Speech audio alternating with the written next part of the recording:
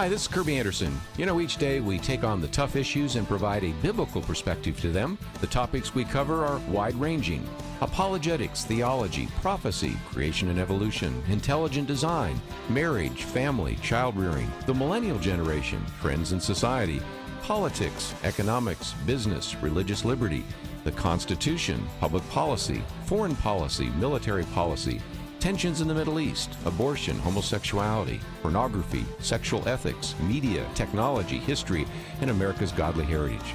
We talk about anything that affects your faith, your family, or your freedom. So don't go anywhere, because Point of View starts right now.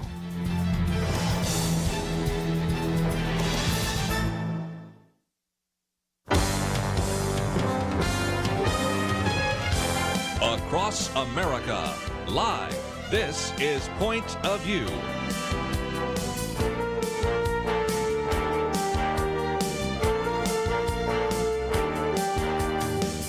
And now, Penna Dexter.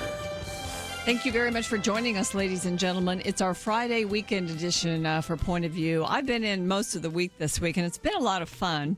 But I've been sitting in the studio by myself, had lots of great guests by phone. Finally, I've got somebody in here, somebody I really, really love and respect, Dr. Merrill Matthews. He is resident scholar at the Institute for Policy Innovation, and just, you're my favorite, buddy. I love having you in here. Well, you're very kind, and we're unfortunately we had a slow week, nothing happening this week in news, so we can chat. Yeah, we'll try to chat. Well, we're going to do a lot about China in the first few segments of Point of View. Maybe not right away, but we do want to talk about, number one, some things you might not know about investing pension funds in China. Mm-hmm. Also, of course, the whole issue surrounding the NBA, the National Basketball Association, and, basically squelching free speech within their organization in favor of China. And then also trade, we will talk about. And Dr. Matthews, he's taught a lot and studied a lot about actually the history of China. So that will be part of our program, but we're going to talk about impeachment and many other things. So stick with us throughout the program. I do want to point you to pointofview.net. They let me put more articles than usual up today because we have so much to talk about. And we put 3 articles of Dr. Matthews up. One of them is about impeachment. And so that's an important one. We will discuss that later. And then we're going to also talk about how it's appropriate for President Trump to mandate immigrant health coverage. That's one of Dr. Matthews' pieces that's up. And another one is about the Middle East and how our Middle East foreign policy can change. We have less pressure on us because we don't need their oil anymore. Right.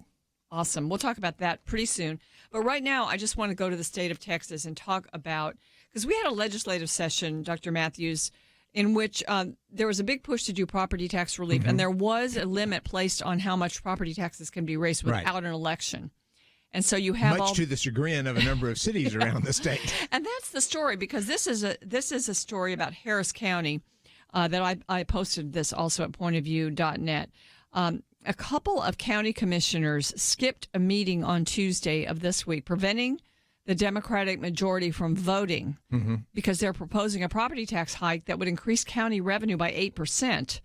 The no-shows are Commissioners Steve Raddick and Jack Cagle, and since they didn't show up, there wasn't a quorum and they couldn't vote on this, which means the county will revert to the effective tax rate, which they already have had. They're going to have less money coming in, but that's for the taxpayers. It's actually good news because they won't get their taxes raised. And, the idea is, of course, that the state passed this thing and it was what the people wanted. And so in one sense, these two Republicans are kind of saying, we're protecting the people by doing this. It was a stunt in a sense, but it was a stunt that sent a message, wasn't it? It was. And what happened is the state legislature passed legislation limiting the counties and cities from raising taxes above, and I think it was something like 3%. Mm-hmm. If you do it above that amount, then you've got to go to your voters and get permission from them. So if you're going to hit them with a very high tax increase, you got to go get voter approval. That makes perfect sense. Well, what I think that goes into effect at the end of this year, beginning of next year. And so a number of cities which were thriving off being able to increase taxes, and it's not just a tax increase because property values have been going up very high in Texas at a very fast rate. And because of that, you can even lower property taxes, and both Dallas and Fort Worth have lowered property taxes by a little bit for the past 4 years, and they're still getting more money because the values are higher. So cities and counties can still get more money even if they're holding firm on their property tax increase or even lowering it. But several of them said, we want to go in and we want to increase the rate a little bit, some here and some significantly.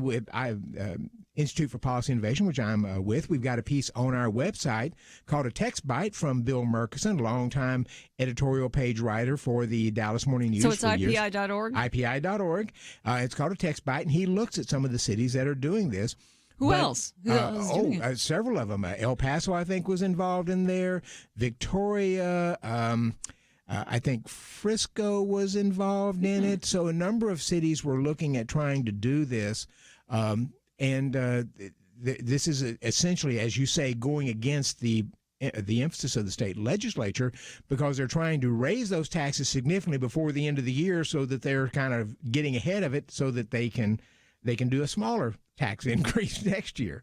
So they always need more money, they think. But they ought to be able to make the case to voters, though. Yeah, they ought to be able to make the case to voters, and they don't want to do that. So that's why the Republicans stepped out in Harris County and decided not to go along with this. Well, this is what Representative Cagle said. He said, the residents of Precinct 4 elected me to represent them. They did not elect me to lord over them or repress them. Mm-hmm. So, and he said, this is the taxpayers' money, not the government's. Right. That's how conservatives look at it. But that's not how the left looks at it. And the state legislation does not stop states from raising taxes higher than that amount. They just have to go and get a vote from the public and say, the public wants to do this so we can move forward with it. And what they're trying to do is avoid getting that vote from the public. Right. Yeah, this article says commissioner courts in other large Texas counties, including Dallas County and Travis County, opted to increase property taxes ahead of the cap. Yep. They also did. And so the Democrats are saying that it's a responsible choice to do this, before the end of the year. And this guy, Ellis, I'm not sure what county he's from, but he says any idiot can pass a tax cut. The tough thing to do is bite the bullet. So they're heroes for raising taxes, I would do right? just the opposite. I would say that any idiot can raise taxes and spend more money. The real struggle that we try to get, why we pay these people is to go in and make the hard decisions to keep our taxes low, but be able to do the services they need to be able to do. Absolutely. Makes a lot of sense. One area, we might be able to discuss this a little bit after the break, but I also noticed the issue of mandatory sick leave. Mm-hmm. And, this was another thing that our state has weighed in on, and yet cities are going a different way. They're kind of going rogue on it. And so maybe we could talk a little bit about that, too, because, it becomes a patchwork quilt, and it's very hard. That's one of the reasons why I think mandatory paid sick leave is bad. It's good to have paid sick leave. We all like it. But some businesses are very small. They just can't do it. And this is a struggle for conservatives who tend to think the best government is the one closest to the people, and so local government should be free to do what they want to. However, a number of cities, the large cities, have turned blue, essentially, and they're looking to become very progressive and to impose a progressive agenda on everybody else. So this is a time when you actually don't want the government body closest to the people having so much power. You want the more conservative government at the state level. Not if you live in a big city. Oh, so it's crazy. Texas politics is crazy, but we have to really keep watch on this state because we are a target to become, to move from red to purple, and we're kind of moving that direction. So we've got to watch out. So stay with us. We'll try to do some more watchdogging after this. Stay with us for more of Point of View.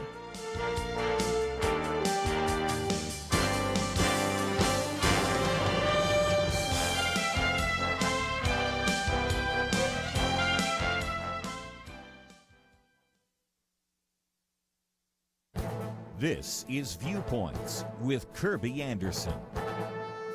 For decades, I've been predicting that the federal government would eventually begin to revoke the tax-exempt status of various nonprofit groups. At first, they would focus on groups that are controversial.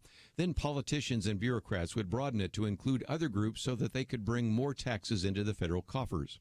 An initial first step took place 36 years ago when the Supreme Court ruled that the IRS could revoke the tax-exempt status of Bob Jones University. More recently, the government allowed the college to regain its tax-exempt status. Now the focus is on the U.S. House of Representatives. A Ways and Means subcommittee met last month to consider how the tax code subsidizes hate. As you can imagine, the definition of hate groups is much larger than what most Americans would consider appropriate. That's because the standard being proposed was the Southern Poverty Law Center's list of hate groups. As I've discussed in previous commentaries, the organization isn't content to merely focus on true hate groups like the Ku Klux Klan. The list also includes the Alliance Defending Freedom, the American Family Association, and the Family Research Council. That's why you can find tweets about the meeting complaining about over 60 hate groups that receive tax-exempt status every year, meaning taxpayers are subsidizing the continued operation of these organizations. Statements like this and others are intended to arouse the emotions and start a movement to strip tax-exempt status from controversial organizations. Here's a simple fact. There are thousands of nonprofit groups that promote something that you don't like capitalism or socialism, gun rights or gun control, Christianity or atheism. If we start stripping the tax-exempt status of groups we don't approve of, I don't think we'll like where it will end. I'm Kirby Anderson, and that's my point of view. For more information about issues covered on Viewpoints, visit pointofview.net. Pointofview.net.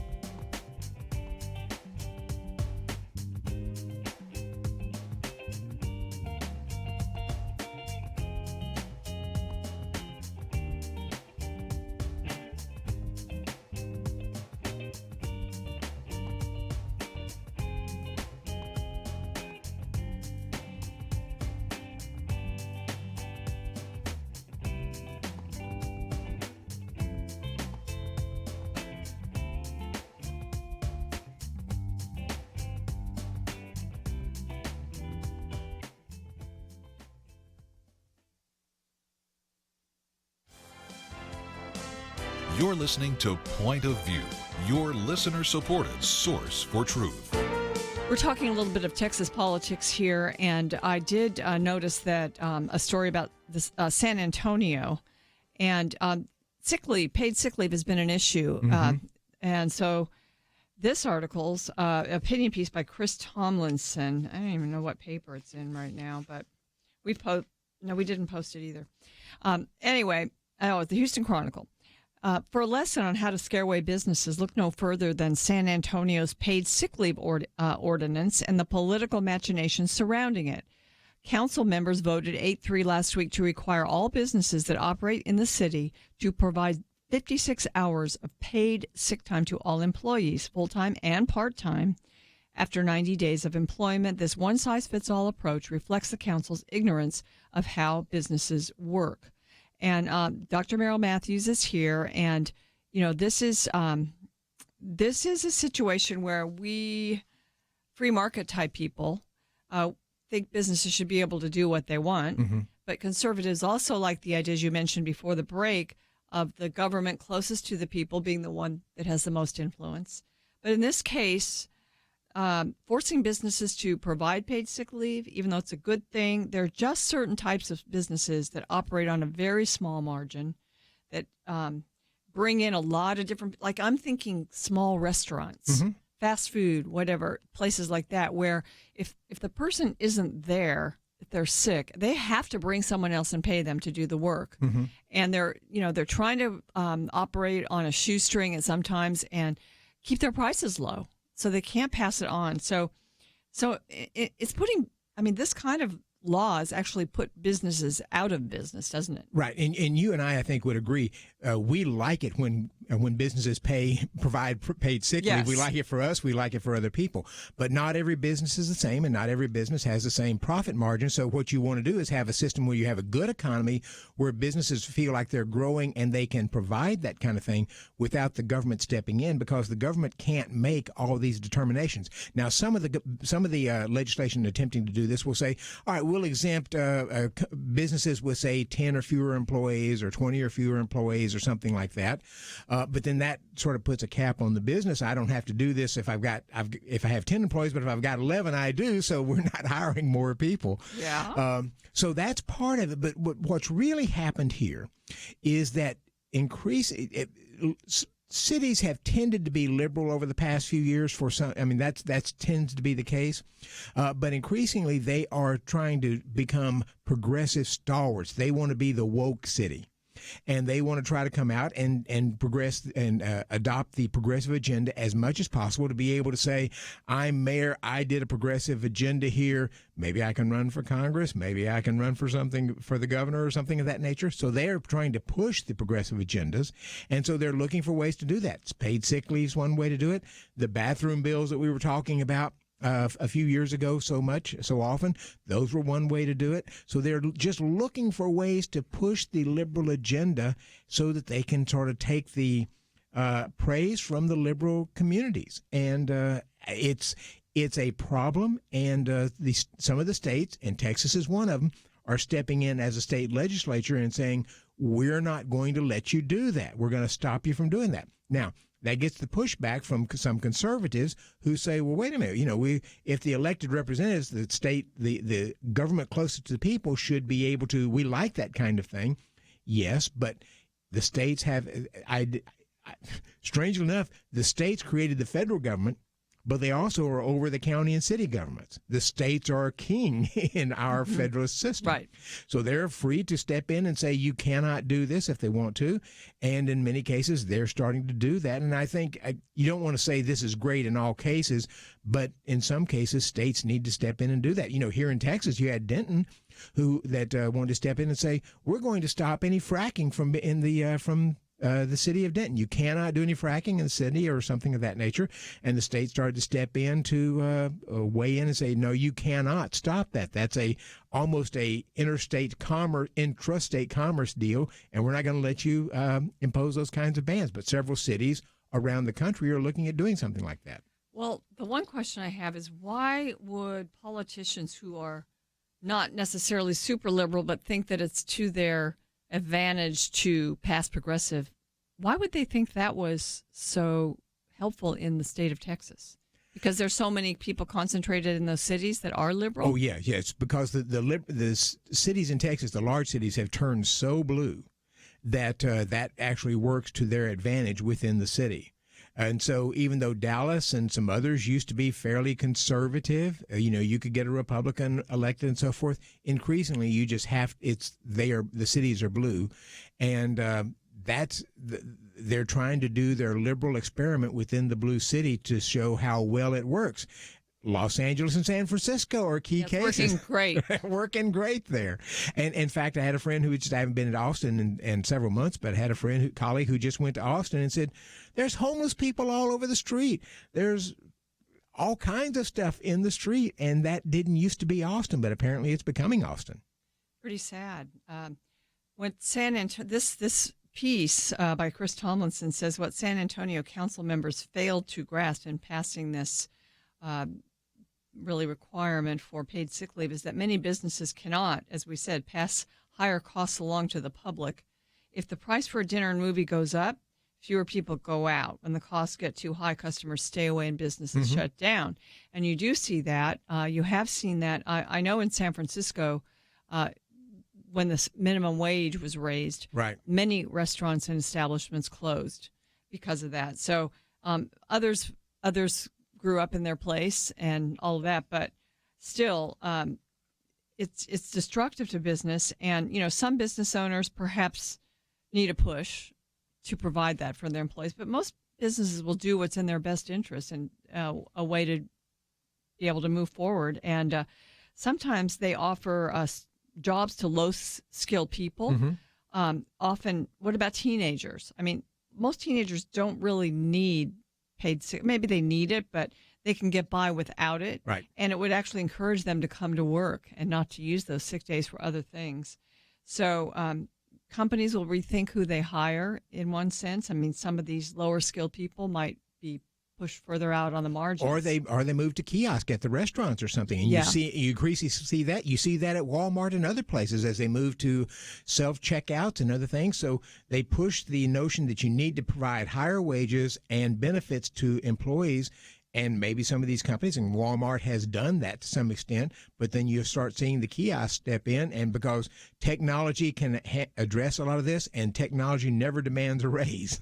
Right. It doesn't have a smile on its face, though. So, it behooves a lot of businesses to keep the people if they possibly can. Mm-hmm. And this kind of a law or a regulation requirement on the part of a city, I think, will hurt businesses in the long run, small businesses.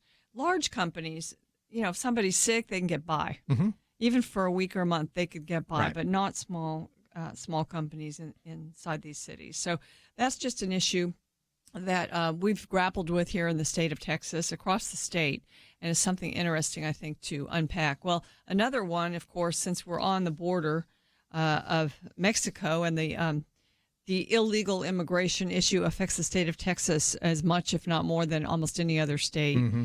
And one of the, President Trump has done many things and proposed many others to deal with this. And one of the proclamations that's taken place, and it was just last week, requiring many immigrants seeking a U.S. visa to prove they have health insurance Mm-hmm. within 30 days of entering the country. Now, a lot of people say, well, that's just not fair. But I think it's a good idea. Do we really want to take over health care coverage for people coming in legally or illegally? Right. I really think it's a good idea as well. And the issue here is these are people who are trying to enter legally because they're going for a visa. So if you're coming here legally, that's fine. It just simply says that you need to have some type of health coverage within 30 days after you get here, or prove that you have the financial assets to cover yourself if you don't. So this used to be true in auto insurance in Texas. I don't know if it still is, but you had to have auto insurance coverage, or you had to be able to show a certain amount of assets that you could be able to cover somebody if you damaged their car. So it's not going to address an awful lot of the people that we're dealing with right now, but it does address people who are coming here legally if they're looking for a visa. I think it goes to the principle of it, too, because we talk about our compassion and all of that with regard to the issue of immigration. And there's just a bottom line dollar and cents part to this equation. And that is most of the people that come in illegally are needy. They're not wealthy people. I mean, Right. Maybe some are getting away from a horrible situation in their country, but they usually need our help. They need our services. And, I think that should be part of the equation and how many we allow in. Well, ladies and gentlemen, we'll continue this discussion. In the break, go to pointofview.net and you can see Dr. Matthews' article on this. We'll be right back. Is religious freedom still a cornerstone of the republic, or has it effectively been crushed by the forces of tolerance? America needs Christians to be informed and as unified as possible, applying God's wisdom to civic life. Point of View can be a key part of a successful mission. I believe in America. I believe God wants His best for us. We can face whatever the world throws at us as long as we stand together. If you have not signed on, please do it now. Support Point of View Radio today at pointofview.net. Set up your monthly gift by clicking the Truth Team 360 picture and then carefully follow the directions. Pointofview.net. By phone, you can give at 1-800-347-5151. 800-347-5151. Or mail that first donation to Point of View, Box 30, Dallas, Texas 75221. Box 30, Dallas 75221. Or call us 800-347-5151. Point of View will continue after this.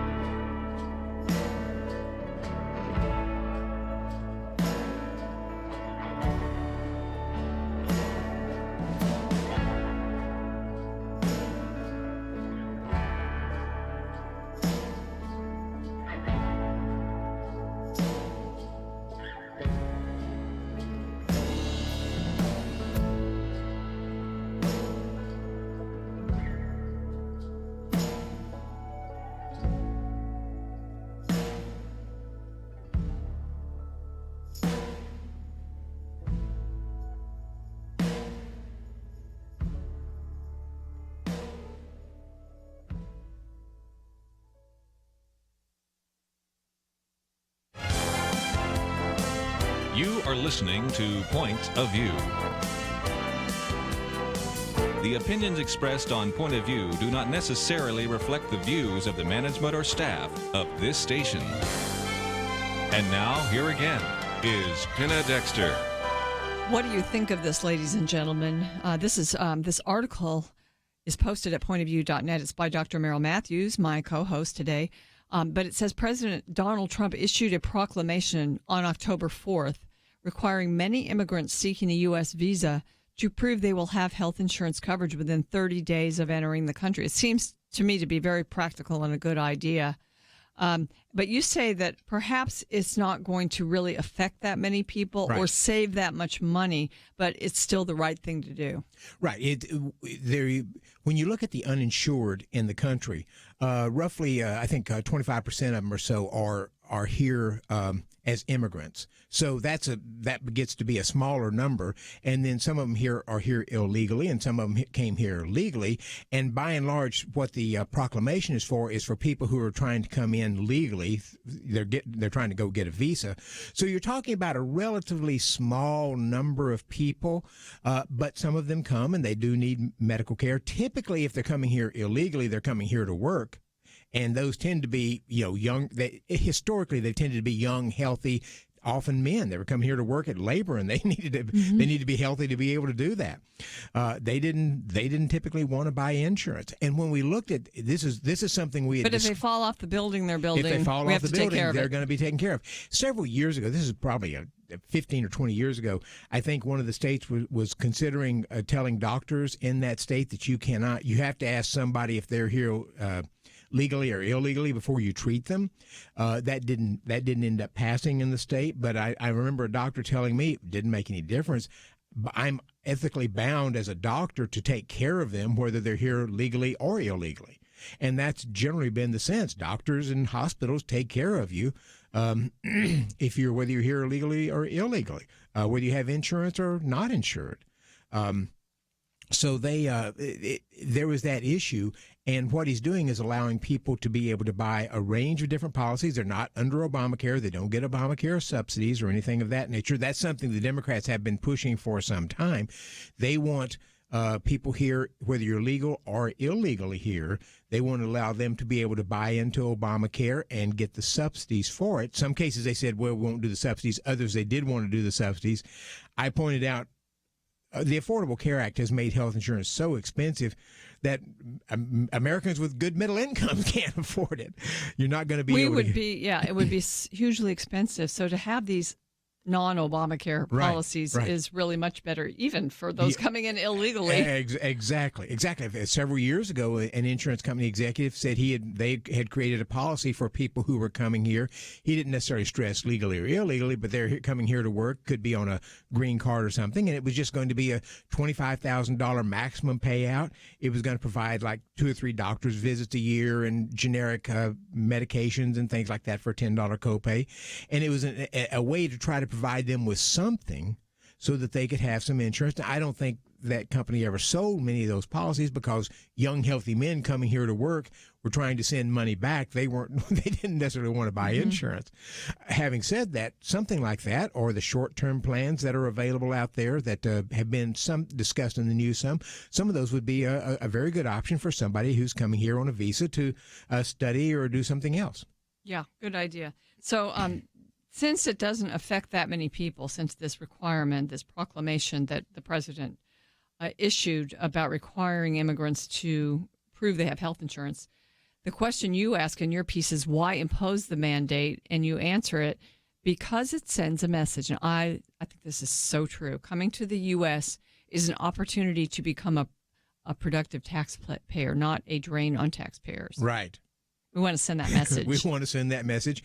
We'd like to send that message even to some of our own people, but it's an opportunity to come here and work and be able to become part of the society eventually if you get a green card and you move on, perhaps move into citizenship. But it's not a way to take advantage of the public, and we have a lot of ways in which people here or immigrants are able to take advantage of the public. If you come here either on a green card or a not green card, if you're here illegally and you have a baby, that baby becomes a citizen if you have the baby here, and then the mother may not be qualified for Medicaid herself or for welfare benefits, but the child may be, and so the parents are the ones who have to manage that money, so they get the benefits from that. So what about, because you mentioned a lot of times it's men coming in illegally to work. Historically, that in the past few years, we've seen an awful lot of families coming across claiming refugee status. Historically, it was younger, healthy men coming across to work in construction, agriculture, lawn care, and a range of different things. So if they come in and they bring their family and they bring a pregnant wife and she has children, what about that? Do doctors still feel that they must care for a pregnancy too? I mean, absolutely, especially yeah. through the hospital, the doctors have to take care of them. They can't. Now, if you've got a practice out there and you call and say, I want to come, I don't have insurance, if you can pay for it. But especially through the hospital where somebody's showing up in the emergency room, and immigrants tend to use the emergency room as their primary care center. Mm-hmm. That's because, for lots of reasons, but that tends to be their primary care base. And the doctors and the hospitals will treat them. In fact, under a law called EMTALA, if a hospital takes Medicare and Medicaid funds, and virtually all hospitals do, if somebody shows up there, they have to treat you and at least stabilize you. They don't necessarily have to do an organ transplant, but they have to treat the person who shows up in the emergency room, uninsured, insured, legal, illegal, whatever the case. So, we used to hear stories about hospitals closing because of that. Border and some hospitals. rural hospitals still are struggling. Yeah. Well, so under Obamacare, I think hospitals have struggled too. So healthcare is going to be, it's too bad we're not debating healthcare more now. We're talking about impeachment so much. We're not debating anything no, now, it seems not. like, except impeachment. But I think it's still, President Trump has done some things to pull us back from Obamacare and the huge premiums and things like that. So it's too bad that we aren't able to talk about that, because the Democrats tend to have an advantage on health care. Yes, they do. But they've messed it up and they made it expensive. And they don't own up to that mess up. No, they don't. And so Trump has actually, in the Trump administration, some of this has been by executive order. So it's not permanent. It's not going to stay there until it's passed through Congress. And wouldn't this be great to be debating this right now? My understanding is the Republicans are getting ready to release a health care plan. The House Republicans, I think, or maybe the Senate. I can't remember. It was one of those. President Trump has been supposedly going to release his health care plan since September, but we haven't seen that yet. But apparently I saw yesterday some House Republicans are getting ready to release a plan that they want to try to get behind on health care reform. So they're trying to bring it back, but the impeachment stuff is just sucking all the air out of the room. Even the president's proclamation saying immigrants coming here seeking a visa have to have health insurance, that would have dominated the news for several days, as liberals said this is the worst thing possible that anybody could ever do, or something of that nature. But this news cycle is all consumed with impeachment. So it got a little bit of news and then they moved on quickly. Mm-hmm. That's really true. I read somebody, I think it may have been on Eric Erickson's website, encouraging the president to get out and do rallies. He did one this week in Minnesota, right? Yes. In Minneapolis. Mm-hmm. And we're on in some places there. And, people just said this is where he shines. And also it gets him away from his phone and his Twitter, comments and things like that. So, that's going to be, and I think he's coming to Dallas pretty soon. Next week. Next week. Two events, I think, next week. One's a campaign rally, I believe, and then another event where he's meeting with some people, I think. Really? Okay. Yeah. Well, folks, you ought to be aware of that. I did get an invitation to go to the big event. Some people encouraging me to go. I might try to. You have to brave a lot of lines and things, but it would be fun. It's interesting because when the president does these rallies, they're packed. People there are excited. They're rowdy. They're raucous. They enjoy it. We haven't seen that much on the Democratic side. Bernie Sanders had been getting some of that, at least especially last time, and to some extent this time. Elizabeth Warren's getting a little more of it, but it's one of those interesting things that you see this huge turnout of people really excited about the president, and you don't get nearly that much about any of the Democratic candidates. Yeah, I know. And I wonder how many people watched, we can talk about it after the break, but last night there was a town hall for LGBT issues on CNN. It lasted from 7:30 to midnight. Oh. One by one, they each got to have their say and their piece on that issue. And I guess today's National Coming Out Day was to celebrate. I wonder what the that. ratings were for that. I don't know. I was going to watch some of it. I wanted to, and I've actually DVR'd certain ones that I wanted to hear. So I'll maybe try to, if I can stomach it. What they'll be promising will be, just very interesting. Yes. I think. So anyway, ladies and gentlemen, we've got another segment here in this hour, and we will continue to discuss these issues. I also want to kind of give you some poll numbers regarding impeachment. How beneficial or destructive is this to the Democrats' chances to unseat President Trump?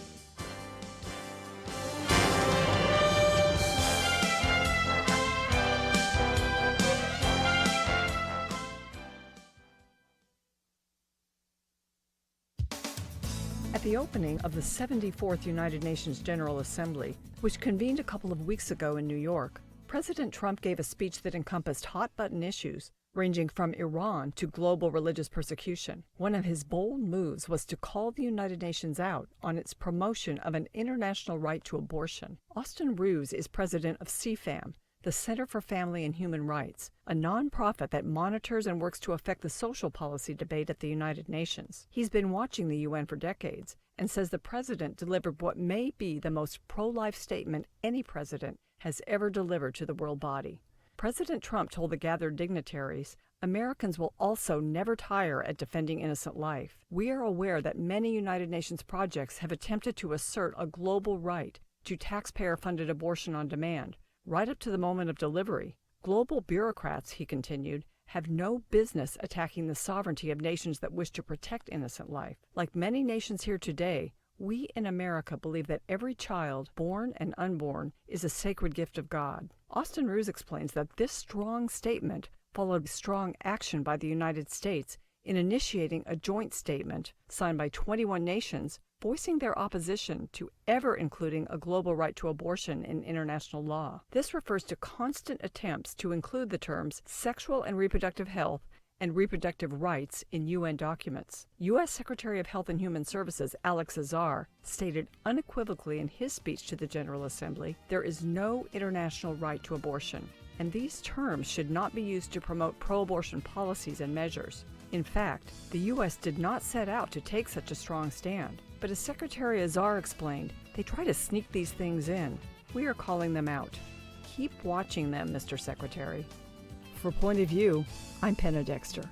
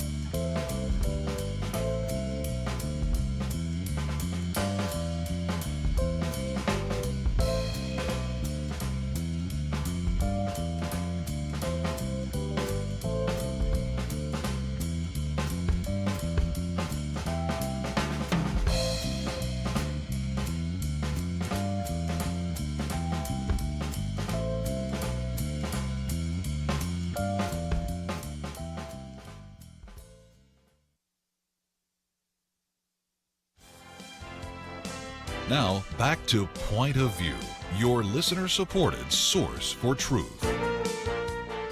Welcome back to Point of View. I'm Penna Dexter, and Dr. Merrill Matthews is with me in studio. We're going to talk a lot about impeachment later in the program, and we actually have posted Dr. Matthews' piece on it, and, he contends that if the Democrats are really going to do this, they may have this done on them. They may be starting something.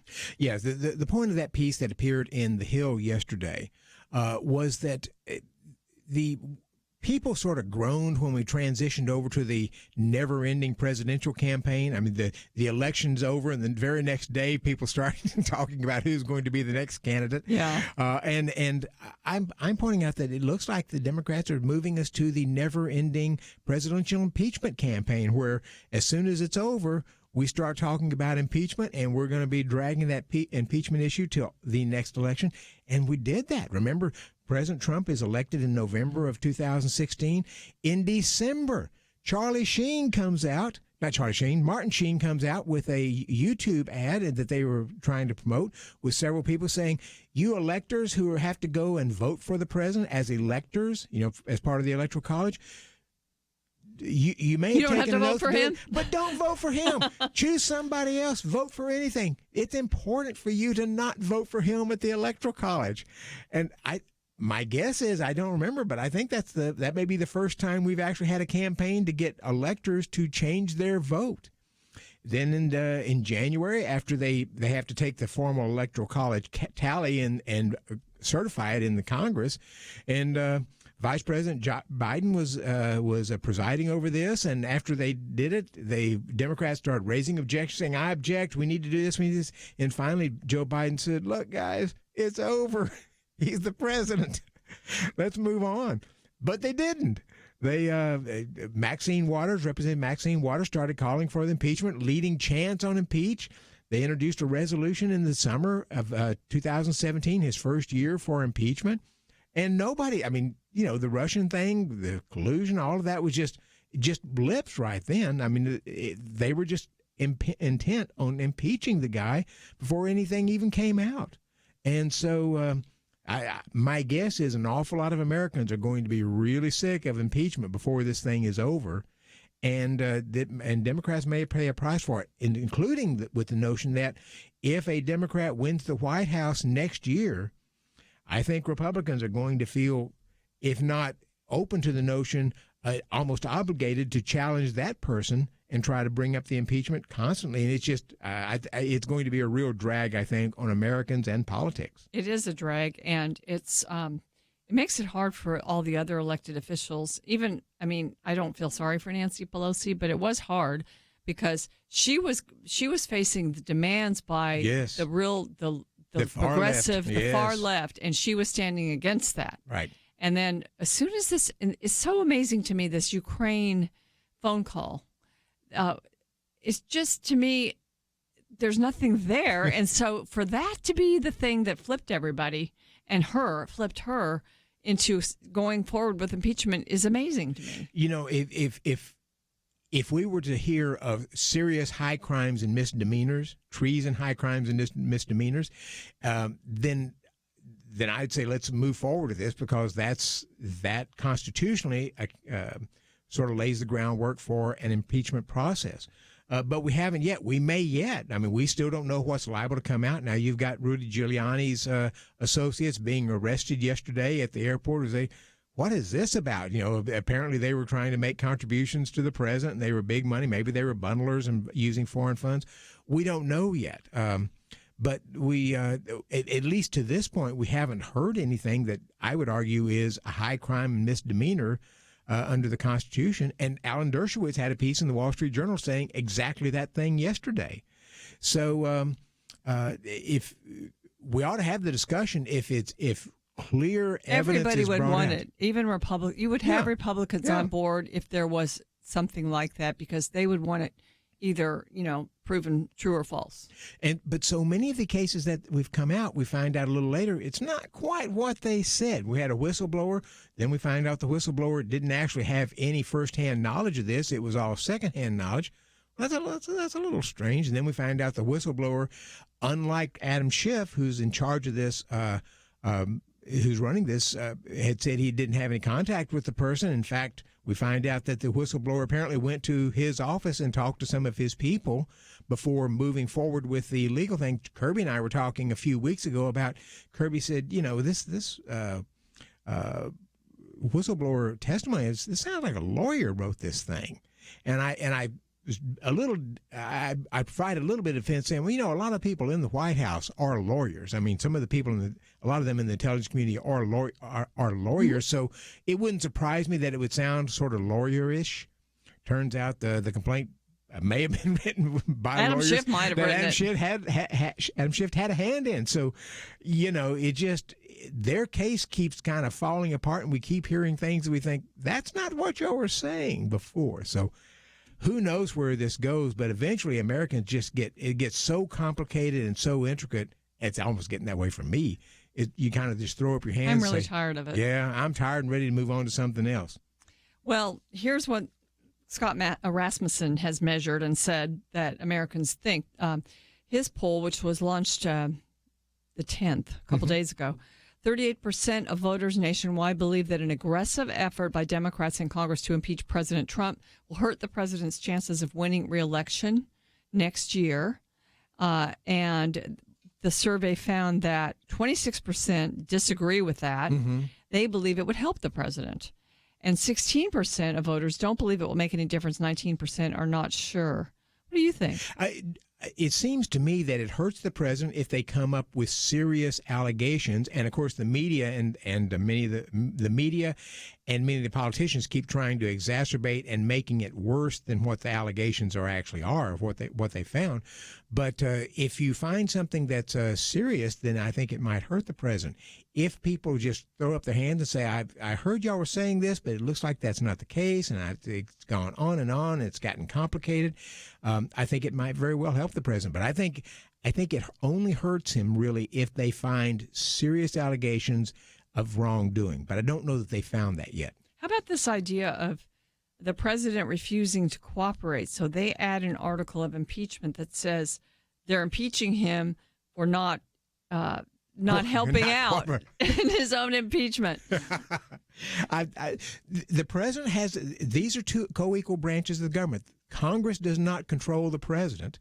They can ask for things, but the president has certain ability to be able to not send things, executive privilege and other things. So if you ask for something, and Penna, what they've been asking for is bizarre. They want more and more discussions of transcripts of the president's conversations with foreign leaders. No president in the future, Democrats, no president in the future, including a future Democrat, is going to want that released, and no foreign leader wants that released. People were shocked that the president released the one with the Ukrainian president. Yes. But it was really a smart move on his part. And he's being criticized for trying to hide some of these things. Because of the leakers in the White House right now in the administration, Barack Obama had a similar problem with leakers, and they kept trying to clamp down on this so that leakers weren't leaking information to the media and to others. And so I don't have a problem with the president trying to restrict certain things because he doesn't want these leakers who are there letting out information that shouldn't be out in the public. Yeah, I don't envy him. He's not in an enviable position. And I just encourage listeners to pray for the president because right or wrong on these issues, a lot of the slings and arrows are unfair. Mm-hmm. And you need a very thick skin, which I think he has to some degree. Getting but it thicker. has to be hard. Yes. Has to be hard. Well, ladies and gentlemen, next up, we will talk about many things China, including the NBA, and is your money invested in Chinese companies, and more. We'll be back. When you gift a point of view, does it make a difference? Jeremy Dyes would tell you that it does. He grew up listening to Point of View in the back seat of his mom's car, and it helped to shape his thinking. I had parents that were able to sit across from me at the dinner table after we listened to Marlon Maddox and Kirby Anderson years ago and think through what the scriptures say about these issues of current significance in our lives. That's only possible because Point of View has come along and ministered into my life and made me who I am today. And here I am today defending religious liberty, partly because Marlon Maddox and Penna Dexter and Kirby Anderson were the ones that were pushing me towards all that. They taught me how to think through these issues. They didn't tell me what to think. They taught me how to think. Each gift you give will change lives. Not every Point of View listener will become a Jeremy, but if they listen for very long, they will be changed. And that will change how they impact and affect the lives of the people around them. So make that decision to change a life today. Join the Truth Team and boldly stand for truth in a world of lies, distortion, and information manipulation. Go to pointofview.net or call 1-800-347-5151. That's 1-800-347-5151. Point of View will continue after this.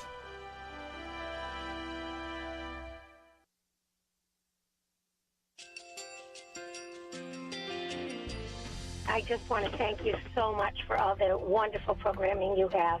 You're just absolutely fantastic. I recently started listening to Point of View, and I really found it interesting because of the different subjects you cover. Thank you for that. I really appreciate everything that you do in keeping us informed. Thank you, Kirby, for everything that you have been doing. I appreciate all the work that you're doing, advocating for the Word of God. Thank you so much. Point of View, I think, is absolutely necessary because it's a Christian perspective, a biblical worldview perspective, and receive very current, up-to-date information about what is really going on, week to week in our culture, which is changing so rapidly, and yet it's morally sliding backwards. Yeah, I'm just, first of all, I thank you guys. Y'all's program is wonderful, and enjoy it every day. I learn so much every time I listen to it. Point of View Radio Talk Show.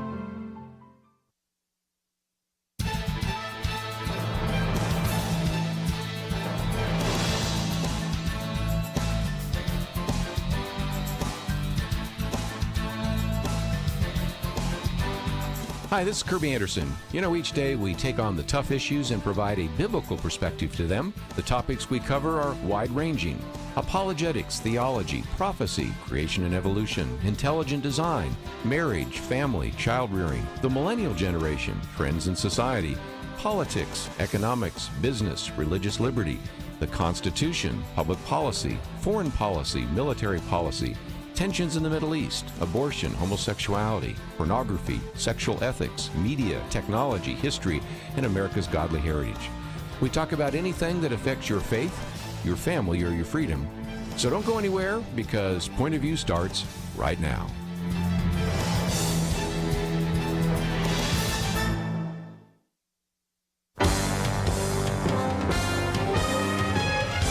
Across America, live. This is Point of View.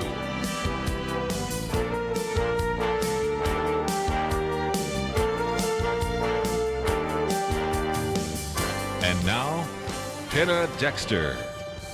Thank you very much for joining us, ladies and gentlemen, for Point of View. I am Penna Dexter, and in studio with me, my co-host, Dr. Merrill Matthews. I like to call him Buddy. He is resident scholar for the Institute for Policy Innovation. We've been talking a little bit in the Texas Hour about impeachment, and we will continue some of that, Dr. Matthews. I don't want to contribute to the lack of attention to other issues because of impeachment, but we've got to unpack some of the sham that this is, and we will do that a little bit later in the program. Mm-hmm. And we're going to talk about China today here in this hour. The NBA, famously political, but I guess not for the cause of Hong Kong freedom. The NBA China ordeal will be a topic of conversation a little bit later. But right now I have a guest to talk about another aspect of really the threat that China can be to our country. Frank Gaffney is founder and president and CEO of the Center for Security Policy, and this is a great organization, nonpartisan and educational. It's been around since 1988. Analysis of all kinds of foreign policy and defense policy matters. He worked in the Reagan administration. One of his many positions was Assistant Secretary of Defense for International Security Policy. And Frank, thank you so much for joining us. Penna, the pleasure is entirely mine. Thank you so much for having me. Well, we're glad to have you. And the issue that we want to talk about is the idea that many public pension funds and other institutional investors and individuals are actually sometimes, and not even knowing it, pouring billions of dollars into Chinese state-controlled companies. And there are concerns with regard to that, aren't there? There certainly should be.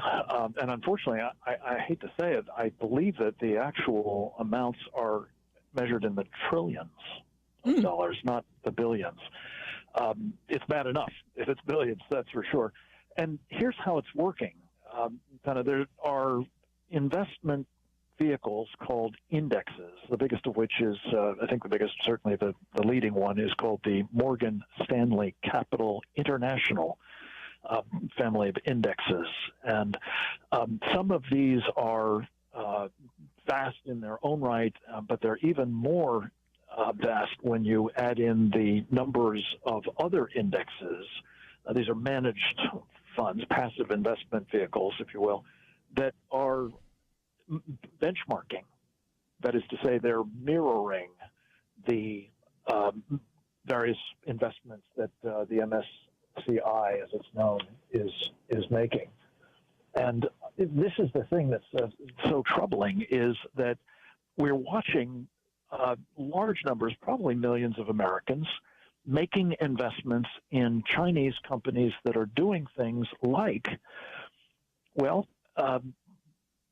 incarcerating and otherwise oppressing the people of China, notably but not exclusively Uyghur Muslims by the millions, also Christians and Tibetans and various other faith minorities. And in addition, some of these companies building and fortifying these islands in the South China Sea that are really a threat to our commercial and other vital interests and those of our friends and allies in the region. They are also building weapon systems like aircraft carriers and submarines that are going to be used, I'm afraid, ultimately to kill Americans. And this should not be allowed. To make matters worse, we are watching the Securities and Exchange Commission essentially turn a blind eye to the fact that there are material risks to investing in these firms, including the obvious ones that I've just mentioned. Do you really want your money investing in those kinds of companies doing that kind of activity? But there's also this other thing, which is just bizarre, that the SEC is seemingly acquiescing to the fact that these companies are not performing the same kind of transparency and accountability procedures that are required of American companies. Simply because they're Chinese? Well, no, because the Chinese say their activities are state secrets. Now, that's what I call a clue. That's a problem. But because of that, you have a double standard, and our investors are now, I think, exposed hugely to material risks that's undisclosed, and they don't even know that it's happening. Frank, this is Merrill Matthews. MSCI tries to do a very broad thing around the world, in essence, to try to capture the world economy so that you're somewhat insulated from, one country hits a bump, another country hits a bump, and so it's trying to capture that whole thing. So they invest in they're involved in a lot of countries. So how would you respond? So I don't know which ones, right, but South Africa has had apartheid historically. It's come out from that. But you've got Saudi Arabia, some other Middle Eastern countries where they may not protect women's rights or other things that we would. So how would you address the issue if somebody says, well, yeah, China is a problem, but, it invests in a lot of companies, companies in countries that we would not necessarily agree with. Why would you hold out from China? Well, in the case of China, I think what we're looking at increasingly is a totalitarian political system that is engaged in economic warfare against our country and preparing for the old-fashioned kind, military kind. And what I'm saying is, I think at the very minimum, the people who are being asked to invest in companies like those need to have full disclosure as to the nature of the companies that they're investing in and the kinds of things that they're doing. That is not available at the moment. I have no objection to doing the same for Saudi companies or for, various others that might be, as you say, troubling to us. Socially responsible investing is, of course, a cottage industry that has sprung up to help investors understand that their money shouldn't be going to things that don't conform to their values. Well, it should also apply, it seems to me, to China. But if I could just take it to the next step, which is We've got about a minute before the break, so just get started. Let me introduce this. The next step, and it's a pending decision that we can still influence. This is not money over the dam already. This is money that is yet to go out the door to China that is being invested on behalf of government personnel, U.S. federal government personnel, past and present, military and civilian. And the question now is, should their monies be also invested in these dangerous Chinese companies? My answer is no. And we can talk about why more shortly. My guest is Frank Gaffney, and if you would like to find out, some of this is probably new to some of you, and you might want to find out more. So you can go to pointofview.net and click through to a website that explains this issue, and so that if you want to move on after the show and understand more about this, it's all there for you at pointofview.net. And I do want to mention Frank Gaffney is my guest. He heads up the Center for Security Policy. And he also has a radio show called Secure Freedom Radio. And so, that's Frank. He's been a frequent guest here on Point of View over the years, and we're grateful to him. Next up, we will continue this discussion and then continue really on a couple of other issues that concern China, impeachment, and a lot more after this.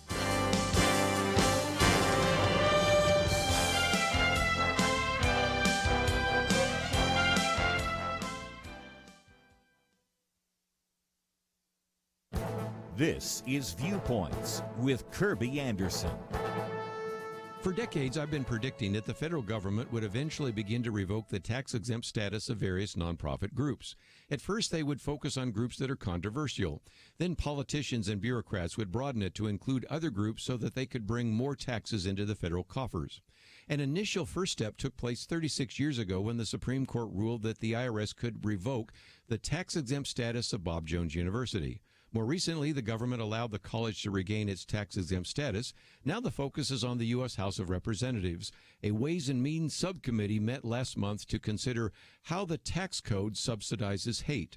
As you can imagine, the definition of hate groups is much larger than what most Americans would consider appropriate. That's because the standard being proposed was the Southern Poverty Law Center's list of hate groups. As I've discussed in previous commentaries, the organization isn't content to merely focus on true hate groups like the Ku Klux Klan. The list also includes the Alliance Defending Freedom, the American Family Association, and the Family Research Council. That's why you can find tweets about the meeting complaining about over 60 hate groups that receive tax-exempt status every year, meaning taxpayers are subsidizing the continued operation of these organizations. Statements like this and others are intended to arouse the emotions and start a movement to strip tax-exempt status from controversial organizations. Here's a simple fact. There are thousands of nonprofit groups that promote something that you don't like capitalism or socialism, gun rights or gun control, Christianity or atheism. If we start stripping the tax-exempt status of groups we don't approve of, I don't think we'll like where it will end. I'm Kirby Anderson, and that's my point of view. For more information about issues covered on Viewpoints, visit pointofview.net. Pointofview.net.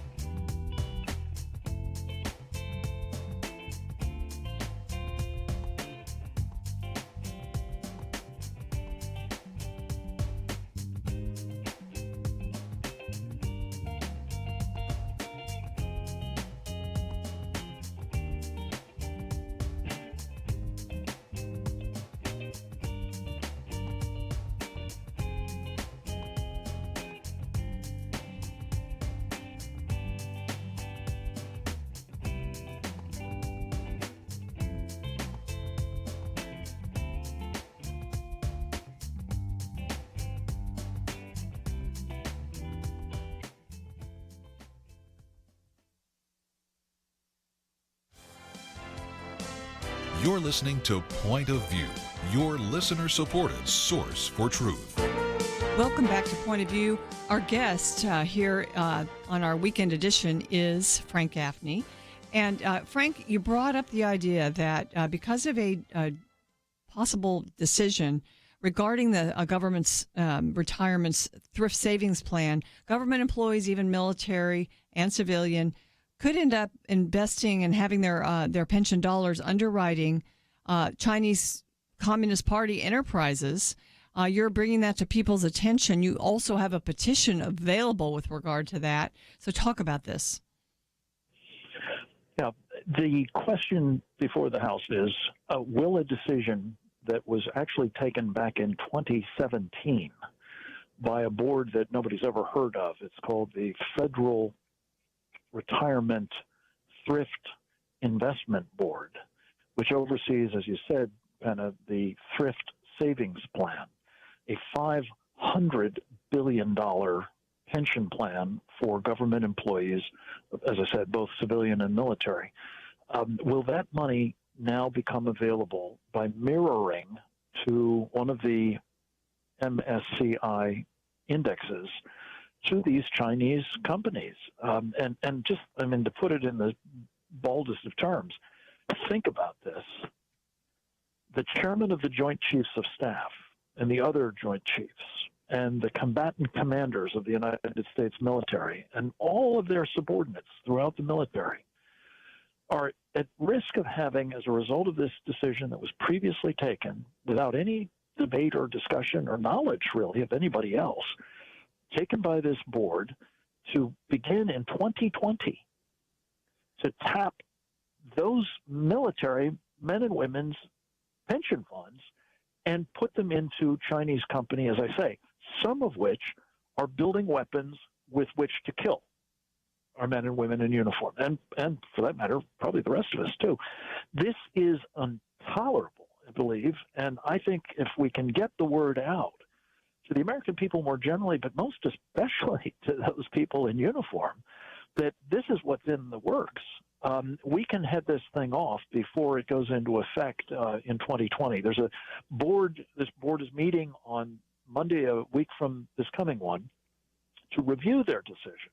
And we hope in the interval to get as many people focused on this, talking about it, engaging in it, including by going, if they would, to presentdangerchina.org for the petition that would register their opposition to it, which we will be conveying to the president and the Congress in due course. Frank, talk just a bit about China's military expansion. I think they're working on their third aircraft carrier now. My understanding is they recently released their first stealth bomber. They seem to be moving in a lot of ways that if you're a peaceful country, why do you need all of these benefits? Yeah, there's nothing peaceable about their agenda, Doctor. It's clear that what they are working towards is having the military component to complement the other means by which they have been beavering away for years at achieving a dominance worldwide that is really horrifying to contemplate. It is going to be characterized, as we just saw, interestingly enough, with this NBA controversy, imposing their diktat over what we can say, for example. What we can think, what we can do inevitably flows from it. But starting with what we can say in our own country about basketball, for heaven's sakes. This is, I think, completely, again, contrary to our values, contrary to our people's desires. But you're right. They are building out in every conceivable domain of military activity, conventional forces, air, land, and sea, nuclear forces, space dominance capabilities, cyber warfare capabilities, and then again, the sort of weaponized economic capabilities that they have actually been using against us for decades now, including predatory trade practices and theft of intellectual property and currency manipulation and so on, all for the purpose of ultimately being the dominant power economically as well as militarily in the world. And it will be a very dangerous world indeed if they succeed. Well, you touched on it. I would call it chutzpah, the notion of building islands in the South China Sea and then putting military bases on there so that they can say this has always been Chinese waters. We're going to control the sea lanes out here, but it's because they can only do that because they're building islands in the South China Sea. Right. And we have not resisted that to this point. Under the Obama administration, they got away with it. They promised they wouldn't fortify them initially, and then they did. And now we're reduced to, sending our ships steaming into harm's way within range of those anti-ship weapons that are now stationed on those islands or aircraft or what have you. And basically, the old line about the facts on the ground, or in this case, the facts on the water, are what are going to, I'm afraid, determine who actually is able to use those waters. The Chinese are beginning to insist that we must get, and anybody else, by the way, there's $1 trillion or so worth of commerce that passes through the South China Sea every year. The Chinese are insisting increasingly that can only happen with their permission. And that's not going to be in the airspace above as well. That's not, again, going to be conducive to or consistent with, compatible with, heaven's sakes, our vital national and economic interests. And that's where I think, in a way, this exercise with the NBA and the insistence that this fellow, Daryl Morey, who, had the temerity to say, fight for freedom, stand with Hong Kong, had to take down his tweet and apologize profusely and basically grovel. Exactly right. As did his team, as has the NBA. That's the shape of things to come if China can continue to enrich itself with our money and use such money, among other things, to become more dominant and repressive at home and increasingly abroad as well. Frank, there are many on Wall Street that have no problem with investing in China and doing it is what you say is funding our enemy. And what kind of response have you gotten when you've talked to military leaders about this? Well, I think the most senior one that we've interacted with, not me personally, but members of our team have, is the Commandant of the Marine Corps, who's fairly new to the job. And he was asked last week at the Heritage Foundation, what do you think of this? And he had to say, well, I didn't know anything about it. He said, I do know now, and I hope by now so do his colleagues. But, Penna, here's the point. A colleague of mine, Roger Robinson, who's done a masterful job of helping to elevate this issue, including at our Committee on the Present Danger China website, presentdangerchina.org. He was asked the question the other day about this, and he said, well, you know, the explanation for how we got to this point isn't that hard to figure out. You essentially have, as you say, Penna, financial sector guys who don't think about, let's put it charitably, probably don't even care about national security. It's all about, you know, making their commissions, making their quarterly profits, what have you. Making money for their clients too, perhaps, but most especially making it for them and the firm. They don't care about national security, and the national security community, by and large, doesn't know anything about finance. And when you put those two together, you've got a gaping hole that the Chinese have proven very adept at driving Mack trucks through, filled with our cash. Mm-hmm. Okay, well, this website that Frank has mentioned, presentdangerchina.org, is also linked on our website. If you go to pointofview.net, Right. You can see his picture and you can go there. So it's presentdangerchina.org. I really want to refer you there because Frank has to go and we need you to make yourself educated about this issue. And perhaps if you are interested in signing the petition, it's there, isn't it, Frank? Yes, it is, and it's easy to do and will be most appreciated. Please put your friends and neighbors and family members on it as well. This is an issue that I think if people understood, they'd be concerned. It's just that, as Frank mentioned, it's not public. It's not out there. We've got so many discussions of China right now and critiques of them and the way they're acting. It's perhaps a timely moment to also bring this out. So thank you, Frank, for joining us today and bringing this to people's attention. We may bring this issue back down the road as you're needing to have people understand about it in the next few weeks. So thank you. Absolutely. Thank you, Penna. And let me just say, this is something you can do about that China problem. We're appreciative of you holding it up. All right. That's Frank Gaffney. Thank you, Frank. And ladies and gentlemen, go to pointofview.net, click through and find out more about this issue. Also, our donate button is there. And of course, we always appreciate everybody's help who is listening. It's also something you can do. So we ask that you go to pointofview.net, perhaps during the break. Next up, we are going to talk about the NBA China issue. What do you think about that? In fact, let's open the phones, 800-351-1212. There's an old saying that the first casualty in war is truth. Maybe that helps you understand what's happening in America right now. Thankfully, it's not a war with bullets, but there is a war for control. Control of the country and control of your pocketbook. Truth is under fire, but you can help turn the tide by supporting Truth. Join the Truth Team at Point of View Radio. Learn how you can make a difference at pointofview.net/team or call 800-347-5151. Don't let truth become a casualty on your watch. Pointofview.net/team and 800-347-5151.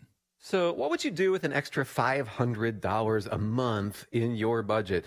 Pay off loans, save it, do something fun? Well, it's something you may need to think about if you become a member of MediShare. MediShare is a Christian healthcare sharing ministry, and it works. You can save big time on your healthcare costs, and you don't have to pay for things you don't believe in either. Find out more. Call 855-SHARE-40. That's 855-SHARE-40. 855-SHARE-40. Point of View will continue after this.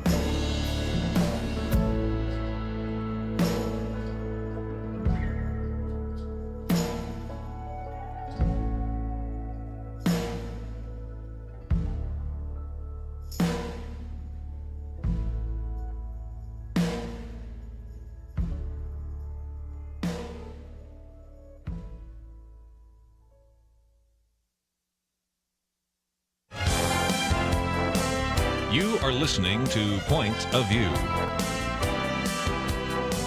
The opinions expressed on Point of View do not necessarily reflect the views of the management or staff of this station. And now, here again is Penna Dexter. Welcome back to Point of View. In studio with me for our Friday weekend edition is Dr. Merrill Matthews. And I'm so glad you're here, buddy. We've got a lot more to talk about, and something just got thrown into the mix. Yes, indeed. So earlier this week, and also in the first hour, if you were listening, I mentioned the CNN town hall that took place last night. It was really long. It started at 7:30 Eastern and ended at midnight. And it was, but, you know, we complain about the debates with too short answers. So in a sense, this was CNN's answer on a very interesting issue, which is the LGBT agenda. That's the whole town hall. It was all about that. Each candidate went one by one and was interviewed. And when Beto O'Rourke got his turn, he was basically defending his LGBT platform, calling for religious institutions, including churches, to lose their tax-exempt status for opposing gay marriage on First Amendment grounds. And this is the quote: "There can be no reward, no benefit, no tax break for anyone that denies the full human rights and full civil rights of every single one of us," he told a cheering audience. "And so, as the president, we are going to make that a priority. We are going to stop those who are infringing upon the human rights of our fellow Americans." And so, wow. This was called the Equality in America Town Hall, and Cory Booker was asked the same question. He said he vowed consequences for religious institutions. He didn't say outright whether they would lose tax-exempt status, but O'Rourke did. I mean, this is where they stand. This is their morality, really, buddy. Their morality is to protect civil rights of LGBT Americans over religious, deeply held beliefs about marriage, and that's what we're looking at. And something like that would go to the Supreme Court, but it's poor Beto. He can't get past 1%, so he's got to keep coming up with some kind of extravagant new proposal to try to get himself off the to get himself some support out there, because he just can't get it. And then that's what you expect from people who are just struggling to get any kind of attention at all. Yeah, it becomes very interesting. But I think what it does is, and you know, I didn't watch the whole thing, and I don't know how many people were asked that question. Obviously, Cory Booker wasn't. He didn't quite go as far as Beto. Probably no one did. But still, there is now it's a battle. It really is. It's a question.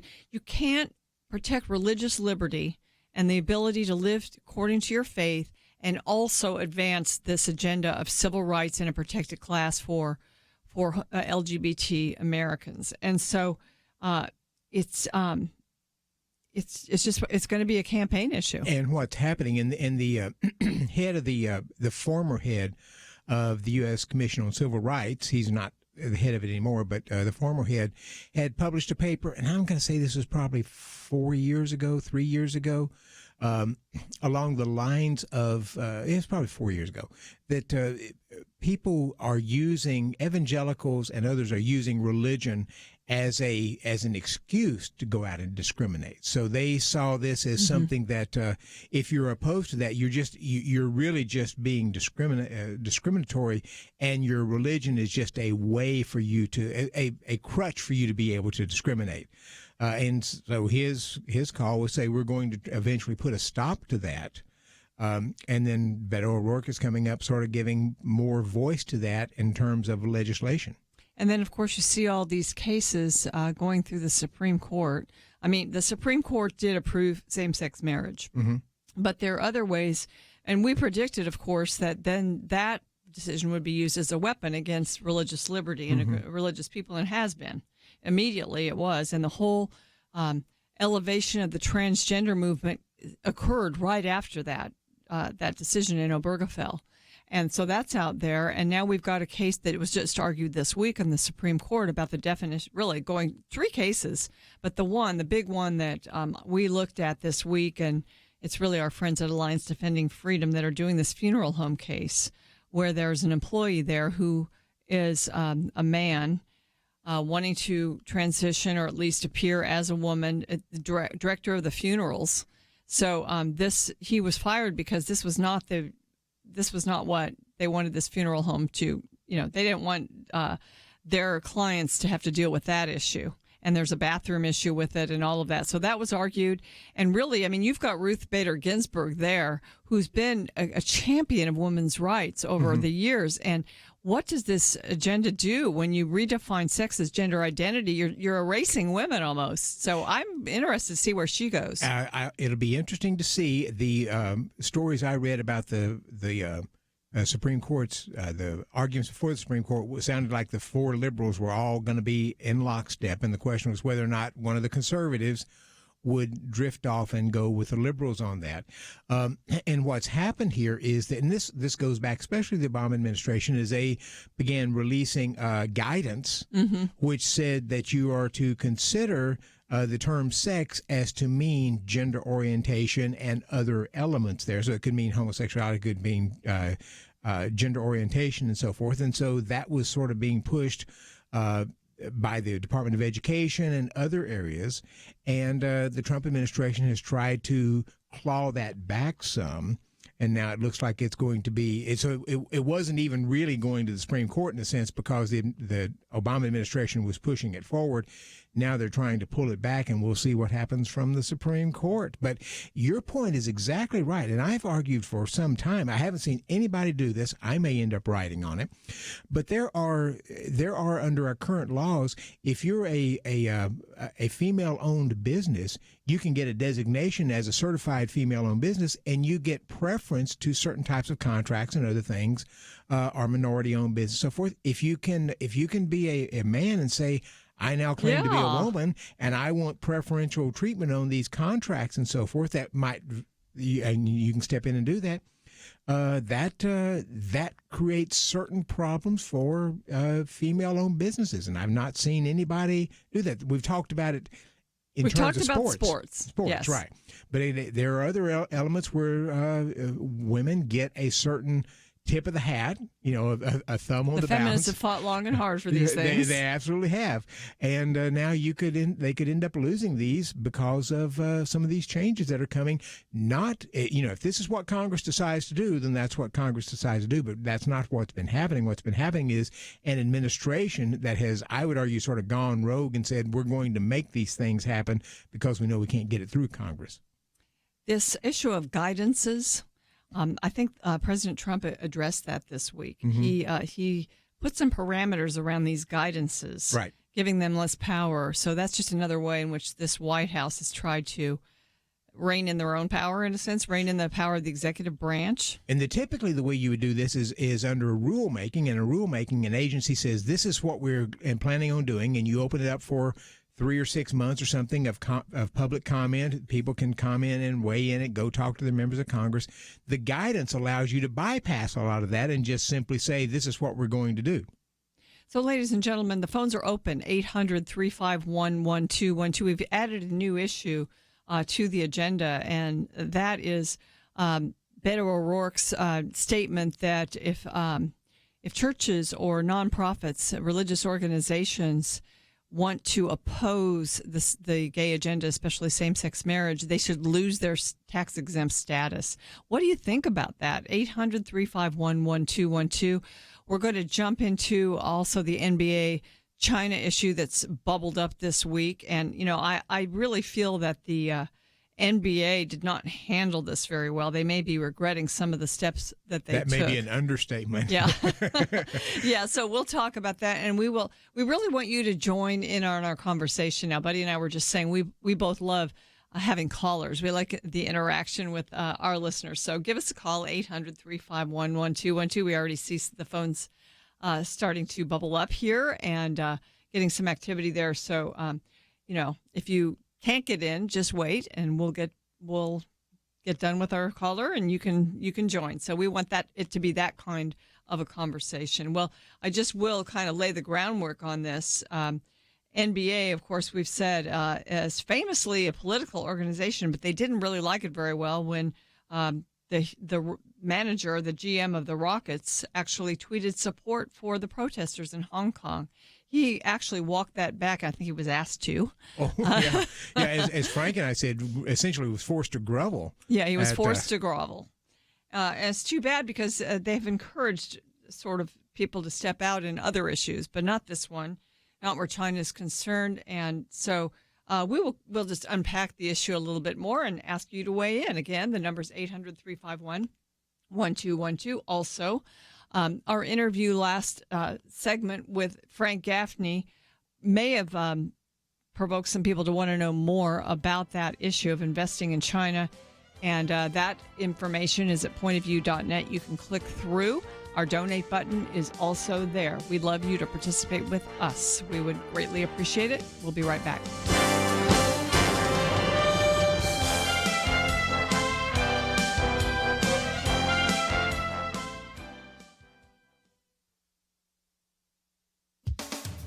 At the opening of the 74th United Nations General Assembly, which convened a couple of weeks ago in New York, President Trump gave a speech that encompassed hot-button issues ranging from Iran to global religious persecution. One of his bold moves was to call the United Nations out on its promotion of an international right to abortion. Austin Ruse is president of CFAM, the Center for Family and Human Rights, a nonprofit that monitors and works to affect the social policy debate at the United Nations. He's been watching the UN for decades and says the president delivered what may be the most pro-life statement any president has ever delivered to the world body.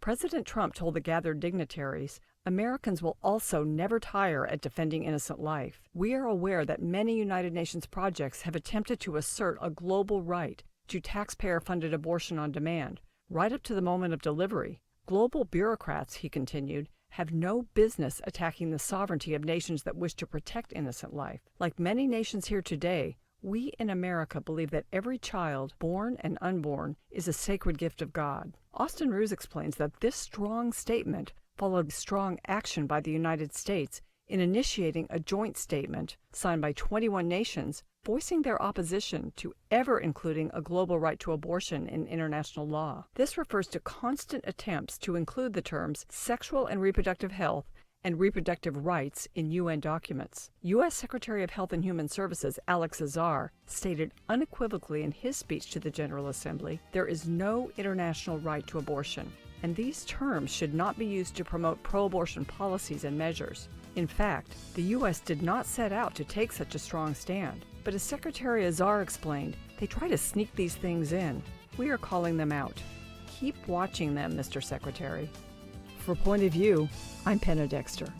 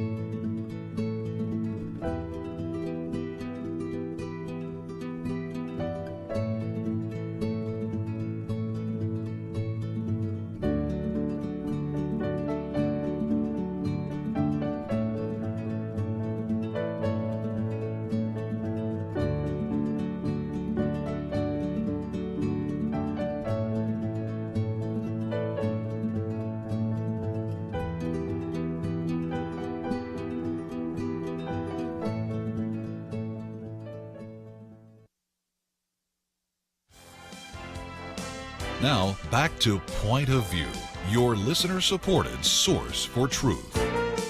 Welcome back to Point of View. We are taking your calls at 800-351-1212. Buddy, let's take some of these calls. Right, let's do it. Kat is in New Hampshire. Hi, Kat. Thanks for calling in. Hi. Thank you for taking my call. I just wanted to make a comment and just hear what anyone has to say about this. Sorry, just a second. My question is this: our comment is this: if everyone's talking about what's going on with Christianity and how we're starting to be boxed in relative to living out our faith, and that goes any part of our life and society, has anyone really considered the fact that our court systems, our legal system, is so infiltrated with far left attorneys, court clerks, And all the way through with people who are pushing a very liberal, transgender, anti-Christian agendas, and they network together. And this is not just my words saying this. I have not only seen this personally and recorded some of this stuff that I've seen. You can take a look at what's going on in Washington, even with Trump and his attorney. So when people go into the legal system believing that they've got a fair shot, I really would like the people in America to start to question what they're thinking on this, because it is severely infiltrated with people who do not like or support the Christian beliefs and value systems, and they will shut you down. They'll falsify documents if they have to, and they network together to let each other know what is going on. If you go down to investigate your records at a courthouse, they'll call people. I know this. I've seen it happen. So it's there. So I'll weigh in on this, Kat, because I think you're on to something here. As the cities have been, the larger cities have been turning bluer, the district attorneys and others have been becoming bluer district attorneys in many cases. And what people need to understand is this is the government. They have the resources of the city and maybe the state behind them to be able to back their efforts, and then spend a lot of money going after someone that may feel like, I'm a baker here and I just don't feel like I can do this, or I'm a florist and I just don't feel like I can provide these services to a person. The government is funding these things because you've got the district attorney who's backed by taxpayer money, and they can do whatever they want to. I don't want to say there's no restraints on them, but they have the ability to bring in a lot of people and go after someone in a way to try to get their agenda moving forward. So I think Kat's hitting something that is absolutely the case. And we'll see how this plays out. But as the cities turn bluer, we're seeing more and more of those things happening. Just one of the things we've seen recently is that a number of the cities said we're going to back off and not go after certain crimes, thefts of up to $200, $300, $500. Dallas, I think, went up to $750 or something like that. There's a bluish agenda there, and that's being backed by the people who are either elected or appointed, and they have government funds to be able to do that. So Kat's gone, so she doesn't have any more questions. But I will say yes. The answer to that is, and I'm not sure it's a complete answer. You have battles now.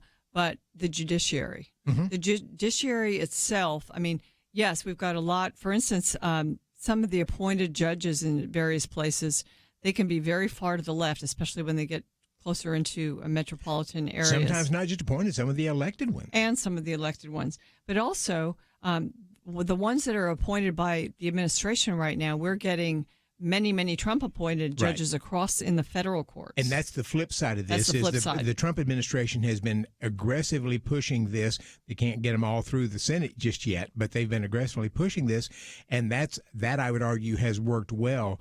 But from Kat's standpoint, the cities and the district attorneys and others are beginning to try to step out and make statements, and I say political statements by what they're prosecuting and what they want to try to push. Well, you look at, for instance, the Masterpiece Bakery case, the Civil Rights Commission there in Denver, Colorado, in that area was, even after the Supreme Court pretty much protected Jack Phillips, not all the way, but they did, they came back and approved another complaint against him. They can be ruthless for the leftist agendas sometimes. So, good point. Let's go back to the phones. We'll take a call from Ann in Arizona. Hi, Ann. Thanks for calling in. Hello. Thanks. Yes, I was listening to about gay marriages. Yes. And my question is that how can I be an effective witness to somebody that might be in one, or do you have friends who are in same-sex marriages or who support it?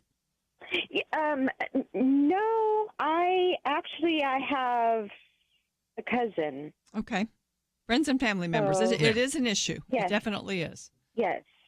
That is, I think that's a question for Christians. It's tough, isn't it? When the Obergefell decision came down, immediately my pastor spoke to it and answered the question of his opinion on should you go to a gay wedding. A lot of people say, no, I would never go to one because it basically recognizes something that God doesn't recognize. But our pastor said something different. He just said, I would go if it was someone close because I would go out of love, but then I would make sure they understood that I don't believe this is a marriage. Mm-hmm. I would be honest about that, but I would still communicate my love for this person. I thought that was a good answer in a sense because I don't want to cut anyone off out of my life just because they're not living the way that I agree with. Right. It's pretty much hate the sin but love the sinner, pretty much, I think. But I think you have to be very clear on it because some of the things that would be said in such a ceremony would be untrue things. Several years ago, Lynn Cheney, the wife of Dick Cheney, mother of Liz Cheney, but they also have a child who's in a gay relationship. And she was on the Diane Rehm show, National Public Radio, and Diane kept asking her, now, what do you think about, and then kept coming back, and Liz said, we love our children, and we accept them, we love our children, and she wouldn't take it any further, but Diane Rehm was trying to make an issue of it from the public standpoint and get it on the air, and Lynn just did not take the bait on that. But it's a tough situation for Christians as they try to both love the person and not necessarily agree with everything the person's doing. Yes. I mean, I know parents who have raised their children in a Christian home, very strong teaching. And, one child may go off into the gay lifestyle. And so you can do one of the two things. You can just say, I really am not going to allow you to fellowship with our family. If you're going to live that lifestyle, you choose us or them. Mm-hmm. I personally could never do that. I would always want my child to be in my life no matter what.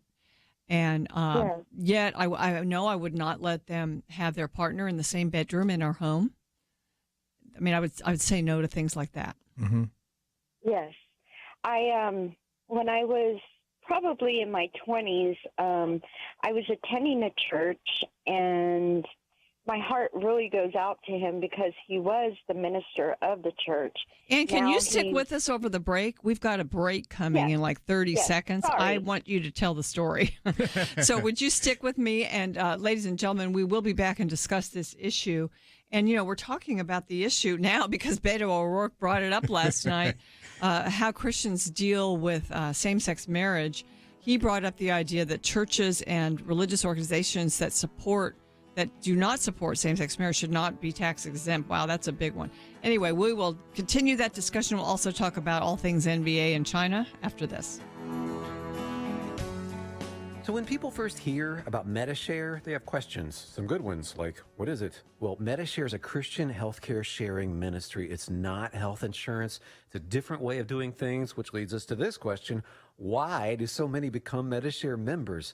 Two big reasons. They save a lot. The typical family saves $500 a month, and they feel great about it. With Medi-Share, you aren't forced to pay for things you don't believe in. Find out more. 855-SHARE-40. That's 855-SHARE-40. It seems we can't get through a day without hearing how science has been corrupted to support political goals. Media entities have sold out truth for the sake of favored narratives. Even some religious groups have abandoned the Bible to support things based on feelings. So who can you trust? Kirby Anderson and the Point of View Truth Team are your source for real news. Learn how you can make a difference by joining the team at pointofview.net/team or call 800-347-5151. In a world of unending fog, Point of View is a shining light. Do your part at pointofview.net/team or 800-347-5151. Point of View will continue after this.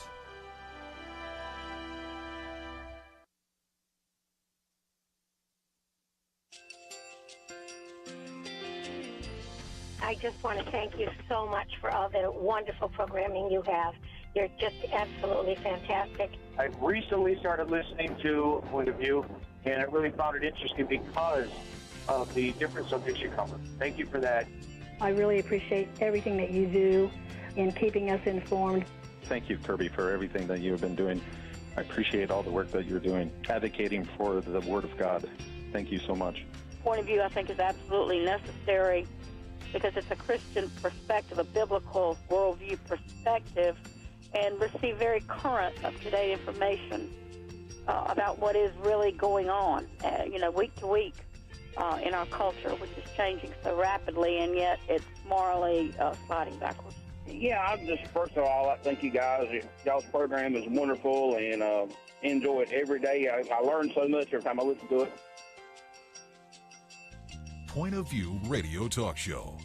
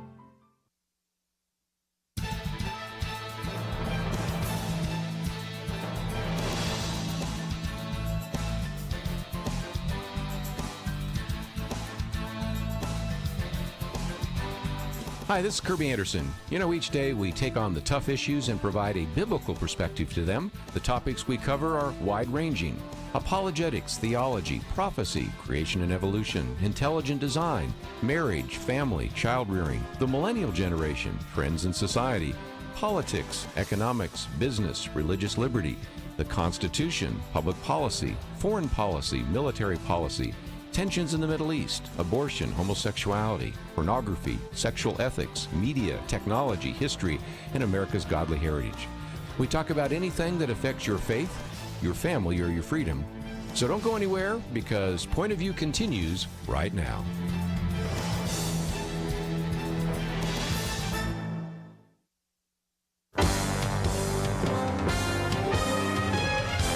Across America, live.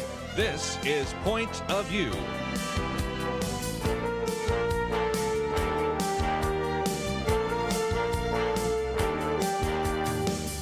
And now, Penna Dexter.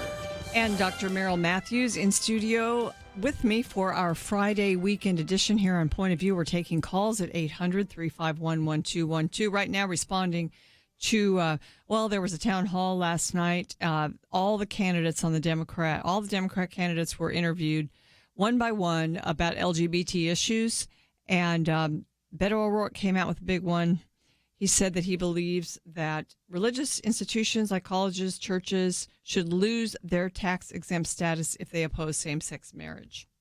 So we've had some callers about that issue, and one is Ann in Arizona. Ann was telling us a story. Ann, go ahead.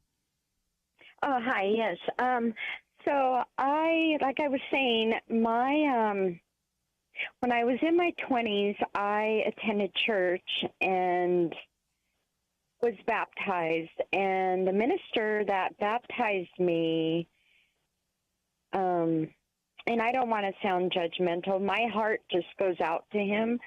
Now he's living in a same-sex marriage and living that lifestyle.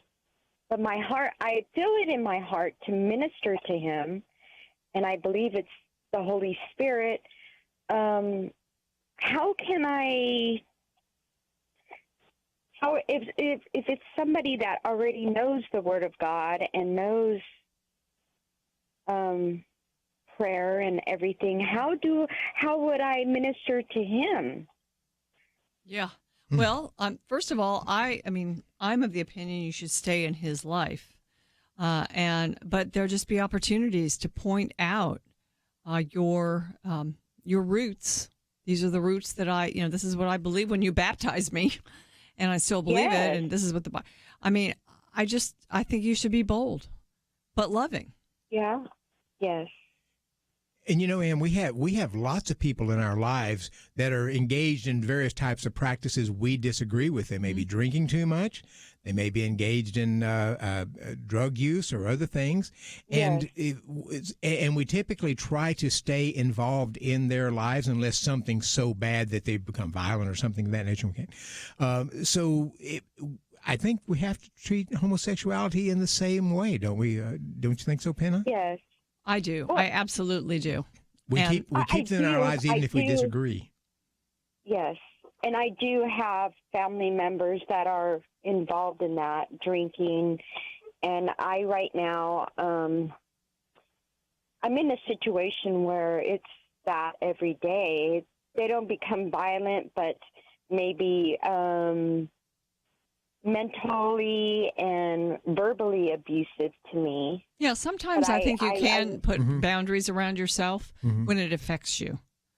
I don't know how. How can I do that? Really, yeah. I'm serious. Yes. Yeah. Well, I'm Buddy and I are not psychologically trained counselors, but I think our basic wisdom that we both gained over our lives is, sometimes when it's hurting you or dragging you down, you do have to place a boundary around yourself. And parents do that sometimes with their kids. It's just the kid has just gone too far, and they put some boundaries there. But on the issue of the LGBT, I think Christians used to shy away so much, and it was the worst sin of all sins. Yes. But our culture has become so accepting now of this agenda. And I think that... And so many other sins are around these days. But we earn the right to speak the truth if we if we show love. We don't have to show acceptance, Right. but we have to show love. Yes. So, like he said, like any other sin, drugs, alcohol. I appreciate your calling in because you've Thank you. just put a human face on the whole issue and what the repercussions are of this. And if churches lost tax exempt status, that would be hard. Well, buddy, I want to go into the issue we've been teasing for a while. I think folks want to talk about it, and that is that of course, the Chinese government objected to this tweet by Houston Rockets general manager Daryl Morey, threatening to withdraw sponsors and cancel exhibition games and cancel NBA coverage and all of that. China reacted, and of course, the NBA and Morey himself had to kind of grovel back to China. And so, everybody's looking at this now. Everybody's wondering how should we react to things like this? And really, what should we do if the money issue becomes so important, and it is? And that's the money issue for them, because China, as I understand it, has got a larger basketball viewing population than we have in the United States. It is a huge, popular event in China. And the irony here is it wasn't that long, and I think our listeners will remember, when the NBA, when North Carolina was struggling on the issue of the bathroom bill, the NBA stepped up and said, if you pass something like this, we're not going to come and have games in your state, and we're going to sort of blacklist you. Similar thing happened to Texas as it was discussing a bathroom bill. And so the NBA was able to had the courage from its standpoint to step up to elected state legislators among Americans and say, if you do this, we're going to, in essence, disassociate ourselves from you, and we're going to try to stand up for our principles. But when China steps up and does something, it is a completely different message, and it is all about profits in that situation. It is. And, one of the other things that's been pointed out by people that have been looking at this is the history of speaking out. As you mentioned, for instance, that issue in North Carolina. I mean, the NBA had no trouble in threatening to pull that All-Star game from Charlotte if they didn't turn around on their state law that said, hey, bathrooms are for the biological gender. So that was one. But, all these social justice and human rights issues inside the U.S., the NBA takes pride in weighing in, even like Black Lives Matter, for instance. But on this particular one, it's the dollar sign, I think, out there. Apparently, Uyghur lives don't matter. Yeah. That's really a good point. And the amazing thing here is the Uyghurs are Muslims. I mean, we see almost no Muslim country stepping up, challenging China for their treatment of Uyghurs, who are a ethnic Muslim. They were Turkish of an origin. They came over hundreds of years ago. They crossed over into northwest China and began to populate that area. And they don't get much of any support from any other country, no, in fact, especially aren't Muslim countries. Many of them imprisoned? Our understanding is, because we don't get a lot of news out of there, that many of them are imprisoned. They are not treated well. Some people argue that they are even a source for organ transplants, whether they want to be or not. So we don't. It's news sources have been trying to get there, but the coverage is limited. China denies that there is anything going on, but they do say these are potential terrorists because of their Muslim faith. Would you like to weigh in on this issue? Give us a call, 800-351-1212. A bipartisan group of legislators from both sides of the aisle did weigh in. They wrote a letter to the NBA commissioner, and we'll kind of I'll tell you who they are after the break. It's kind of an interesting combination. It's a teaser. Stay with us. Yeah, stay with us for more Point of View. And during the break, I might consider our website. There's a lot of information for you there. So take a look and stay with us for more of Point of View.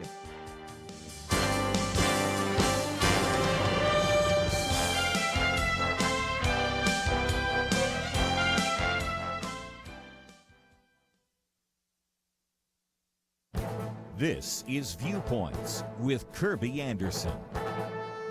For decades, I've been predicting that the federal government would eventually begin to revoke the tax-exempt status of various nonprofit groups. At first, they would focus on groups that are controversial. Then politicians and bureaucrats would broaden it to include other groups so that they could bring more taxes into the federal coffers. An initial first step took place 36 years ago when the Supreme Court ruled that the IRS could revoke the tax-exempt status of Bob Jones University.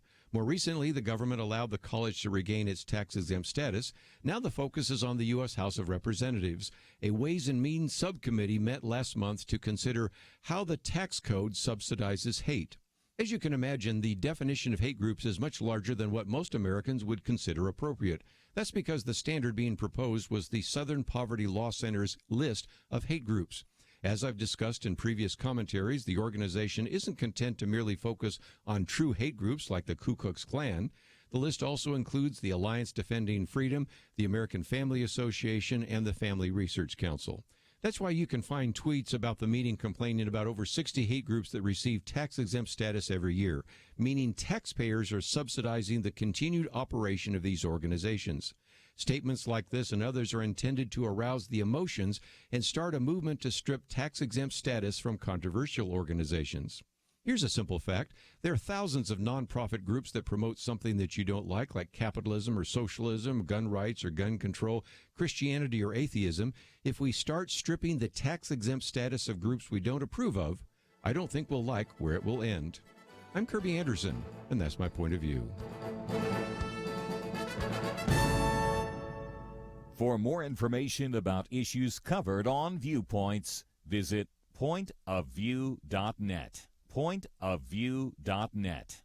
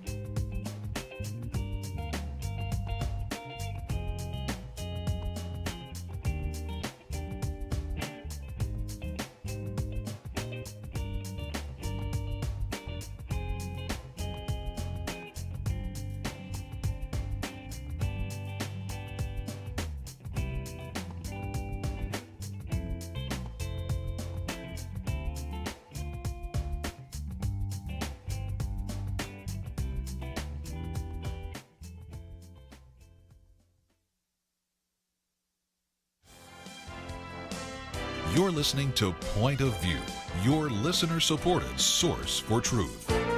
Welcome back to Point of View. We're talking about the NBA and taking your calls at 800-351-1212. I mentioned a bipartisan group of legislators from both sides of the aisle sent a letter to NBA Commissioner Adam Silver asking him to stop siding with China on its treatment of protesters in Hong Kong. Guess who signed the letter? Senator Tom Cotton. Mm-hmm. Senator Ted Cruz, Mm-hmm. Senator Ben Sasse. I'd expect all of them. Representative Alexandra Ocasio-Cortez. Yes, indeed. Senator Ron Wyden of Oregon. Oh, man. So you have like far left, far right people. And basically, they said things like NBA players have a rich history of speaking out on sensitive topics of social justice and human rights inside the U.S., and the NBA takes pride in defending their right to do so, but they're equivocating when profits are at stake. Mm-hmm. And so that's a betrayal of fundamental American values.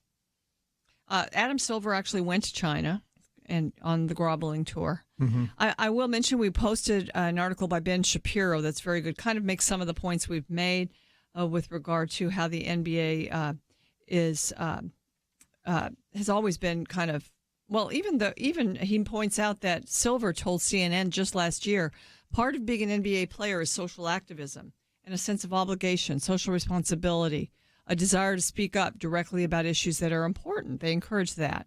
And they want players to be multi-dimensional and fully participate as citizens. But on this one issue, mm-hmm. Not so much.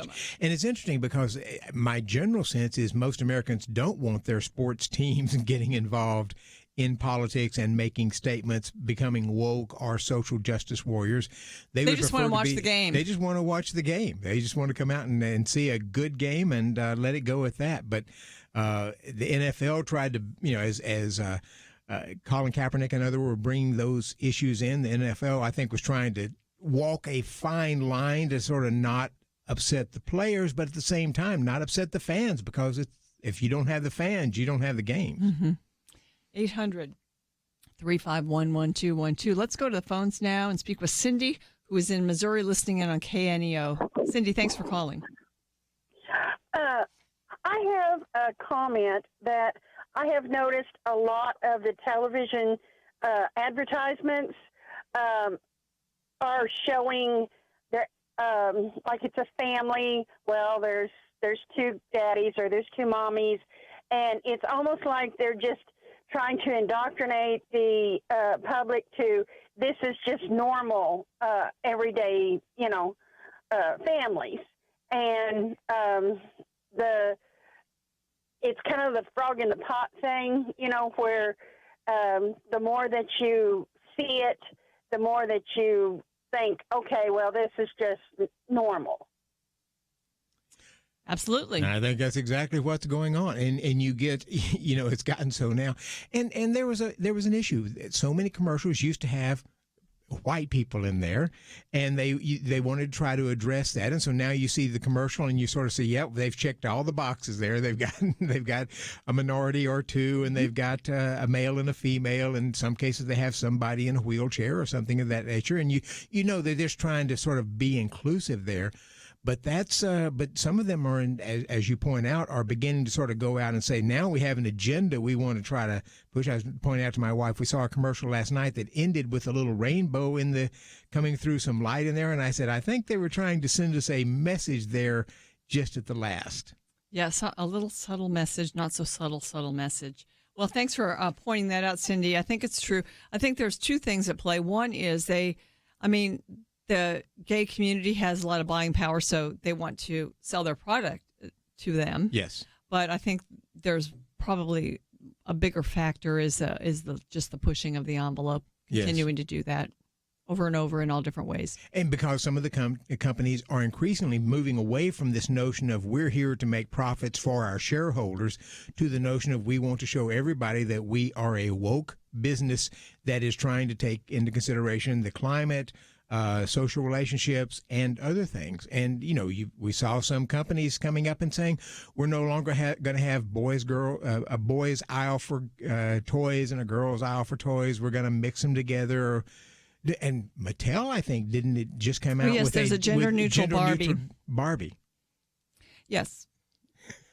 Andrew's clapping back there. He's so excited. He's got two sons. I don't know why he's excited, but anyway, thank you, Cindy. Thanks for your call. We appreciate it. And I get tired of the pushing of the agenda, and sometimes I try to ignore it, but it's definitely there. I don't think that gender-neutral Barbie's going to go anywhere. I'm going to be surprised if it does, but sometimes I'm surprised. Yeah, absolutely. Okay, well, we said that we were not going to not going to major on impeachment, but we are going to discuss it. And I do want to mention that Dr. Matthews has written a good article about it, that the Democrats are pushing this, but they may have to suffer the same thing if they go too far on this, or if they just make this one of their political practices. But I do want to point out another piece that he's put up, and it kind of goes to we spent a lot of time earlier this week on what's going on in Syria, in northeastern Syria, where now Turkey has actually gone in. And, it was a situation of concern about the religious minorities there. We had Nadine Manza on us, and she's on the U.S. Commission on Religious Freedom. And she's been over there and seen the situation. So we had a good discussion about that. And the United States, this president, of course, famously wants to pull us out of what he calls endless wars. And especially, I think he feels that the Middle East is an area where we should not be involved militarily. And, a lot of folks in this country on the left and right disagree with that. A lot of our friends really disagree with that. And I tend to think we need to have some sort of a presence. myself. But one factor that is not as much of a factor in the Middle East now is oil. And you've written on that, Dr. Matthews. We've posted your piece. So talk about that. The shale oil boom has made Middle East war less likely is the title of your piece. So tell us about it. Our listeners will remember when used to be when the Middle East sneezed, everybody else caught a cold because the oil was such a major export from the Middle East. And if there was tensions in the Middle East and there was a threat that oil might be cut off, gasoline prices just started going up, and we'll remember around here $4 a gallon more in Texas. In some places, it's around that anyway because California puts such high taxes on their gasoline. But Texas is notoriously inexpensive for oil. Yes, gas. so it would drive up the prices. But recently, we had the tensions going on in Iran, and that did not. Oil took a spike when they had the bombing of Saudi Arabia oil tanks. It went up for a couple of weeks, and then it went right back down as Saudi Arabia was able to start gearing up, and we were gearing up as well. So just the shale oil boom has allowed the U.S. to become the leading oil and gas producer in the world. And that has meant that problems in the Middle East doesn't rattle oil prices quite like it used to, and our dependence isn't what it used to be. So that is, I would argue, just a huge national security plus for us because we no longer have to kowtow to other countries. The gas lines, the oil embargo that we had in the early mid-1970s, that was that embargo was a result of our support for Israel. And so the Middle East said, if you're going to support Israel like that, we're going to begin ratcheting back your ability to be able to get oil and gas.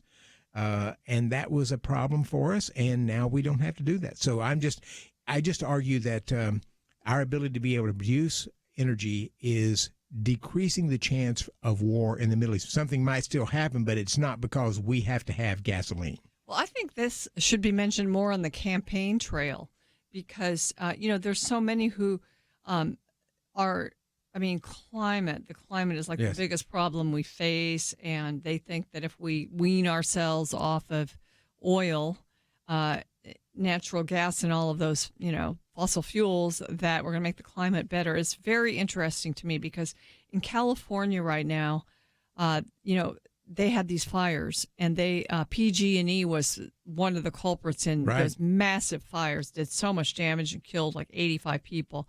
And PG&E is basically not even operating right now. And there's this tinderbox, and it's so dangerous there that there's just there's no electricity in a lot of places. They're having blackouts across the state. It's crazy, and they're starting now to have to figure out how to have energy, and they're starting to have to rethink some of their radical environmental policies there in California because the bottom line is the only affordable type of energy is fossil fuels. I mean, right now we have to subsidize everything else. So, well, ladies and gentlemen, we've got a break, and go to the website pointofview.net. Check that out. Again, it's a wealth of resources today.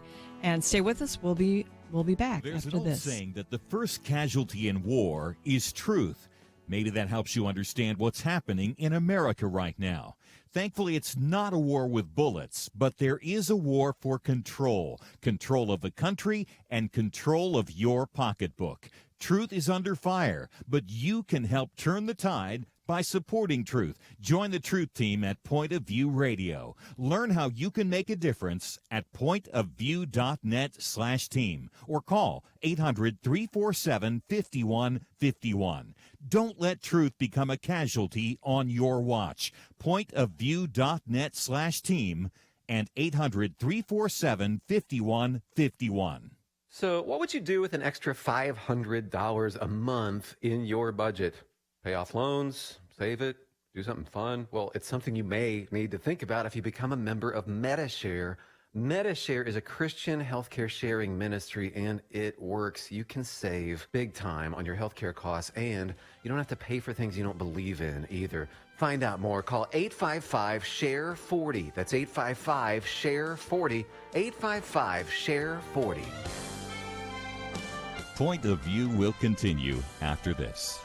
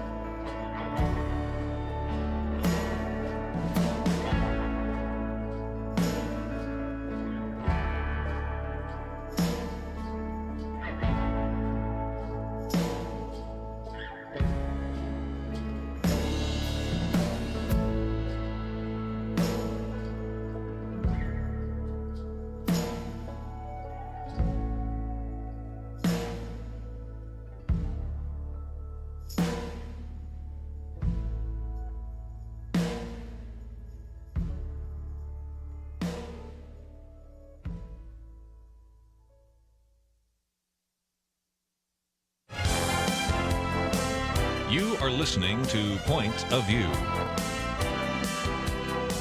The opinions expressed on Point of View do not necessarily reflect the views of the management or staff of this station. And now, here again is Penna Dexter. It's Friday. It's our weekend edition, and Dr. Merrill Matthews is with me in studio. We are taking your calls, 800-351-1212. Janet is in Missouri. Hi, Janet. Hi. What's your comment? My comment is I'd like to see the preachers, pastors of churches of any denomination to preach this Sunday on Leviticus chapter 18, verse 22, and bring out about it being the abomination of homosexuality. You know, I think we need to hear more. I hear a lot of churches that are walking around the subject so that they will not offend anybody. Mm-hmm. But don't we think we need to get back to preaching the Word of God? Janet, as much as I hate to say it, an awful lot of preachers would be up there supporting the homosexual movement. So that's just the case these days. We've got a lot of people in the pulpit on the left, and as you point out, a number sort of move around this issue a little bit. So I think it'd be a much smaller group preaching the position that you're suggesting than you think. That's so sad. It's so sad. I've been listening to you guys, and you know, like I said, you know, I grew up in a small town church, and yeah, there were a few homosexuals, but they didn't push it like they are nowadays. Yes, you know, when people want you to be loving and have, you know, a grace-filled attitude, I think that's true. That's a good point. But when our laws, our definition of marriage, our religious liberty, when those things start to go because of an agenda being pushed, we do have to fight back. And I agree with you, Janet, that in our evangelical churches, Orthodox churches, Catholic churches, places where you have a biblical view of what marriage is, and also the view that sex is to be within marriage, then, you know, I do think, I can't speak for all churches because I haven't been to all churches, but I have been to churches where they've done a good job of giving time to laying out the biblical view of these things. But most churches do not. They stay away from it. I think you're right. And I pray for boldness on the part of pastors. I know that they walk a line. They want, answer. Yeah, prayer's the end. We should pray. But they want to minister to people who are struggling with these things. They don't want to turn them off. That's right. But I think there's ways you can do it. I really do. I've heard pastors that have done. They've done it in a beautiful way, grace-filled, but truth. And you know, one of the I was talking to my wife earlier this week about this.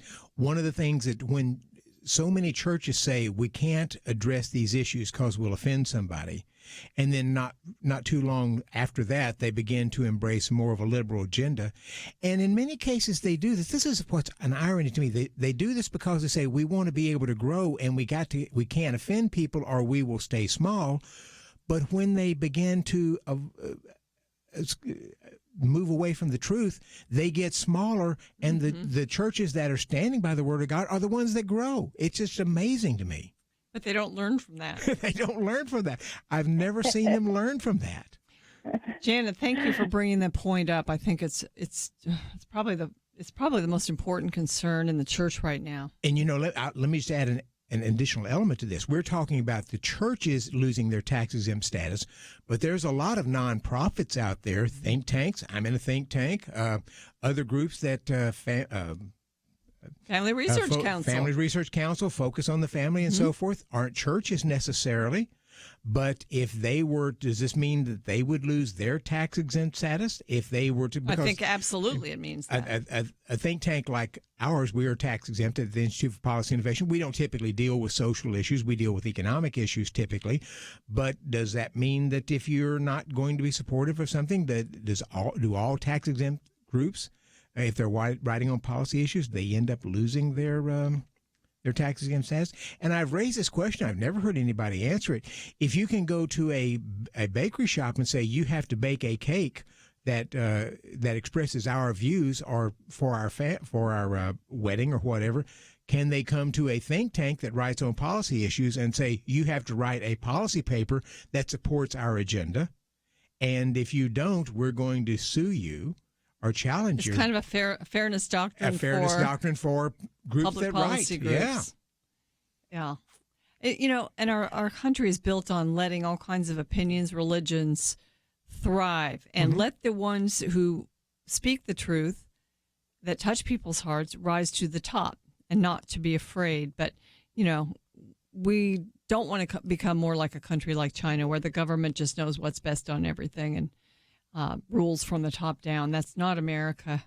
Unfortunately, we're allowing it to be in some cases. But I do have hope because of what's happening in the courts now and the fact that the judges that President Trump is appointing and that are now being confirmed more and more hold to the Constitution, and they will protect the First Amendment rights of people to speak.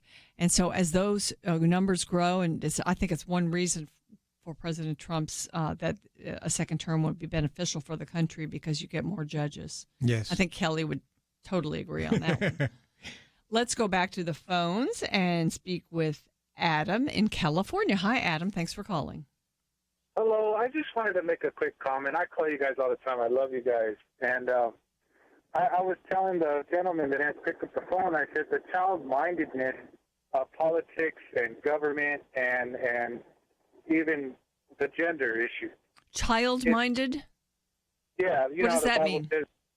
I meant it in two ways. Like, a child's mind has to be nourished, and then child-minded has to be renewed. And that's what the fear of God brings, the wisdom and knowledge of what child you really are. Whose child are you? Yes. So with the gender things that are coming out, they're getting bold because they're creating themselves to be a child of who they want to be. And they don't know that they're a child of already who they are. And then when it comes to the government, you said it with Trump. He is basically showing the child-mindedness of America. It's without God. It makes you a child-minded person. Well, it makes you an unwise person. I mean, I think it's really sad we become so arrogant we think we know more than God. Exactly. Right. So we need the fear of God to get the true wisdom and knowledge of who we are. Mm-hmm. Yeah. And that's it. Thank you, Adam. Thanks for calling in. We appreciate it. We are taking your calls at 800-351-1212. Dr. Matthews, I said I'd bring up, I guess I didn't get Adam's button pushed sufficiently. Thank you, Adam, for calling and for being a frequent caller and listener. We appreciate our loyal listeners. We posted also Buddy's piece, Trump impeachment efforts will haunt the next Democrat in the White House. But there's one other thing I want to mention about impeachment. We did talk about the polls and things like that, but really what a sham process this is. The fact that there's not been no vote of Congress about any kind of inquiry or anything into impeachment. And so, and a lot of things are being done just by one side, behind closed doors, and the Republicans are not even allowed to bring out their own witnesses and testimony. We don't know who the whistleblower is.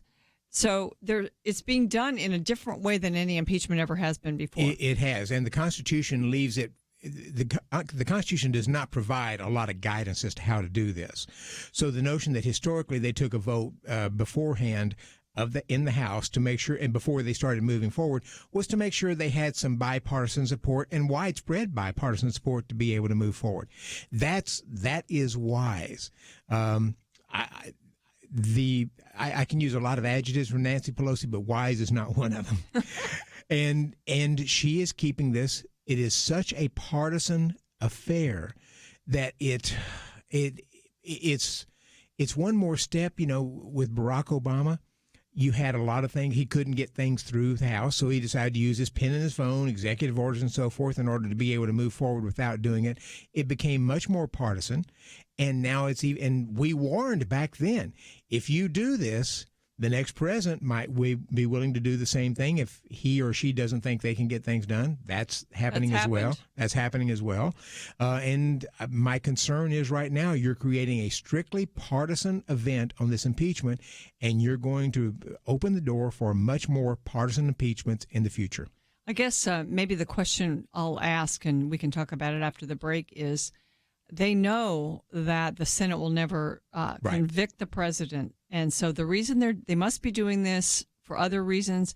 One reason, of course, would be maybe they think they can impeach him. But another would probably be to affect the elections. And how does it affect the elections? That would be the question in my mind. And if you want to weigh in on it, 800-351-1212. We'll be right back.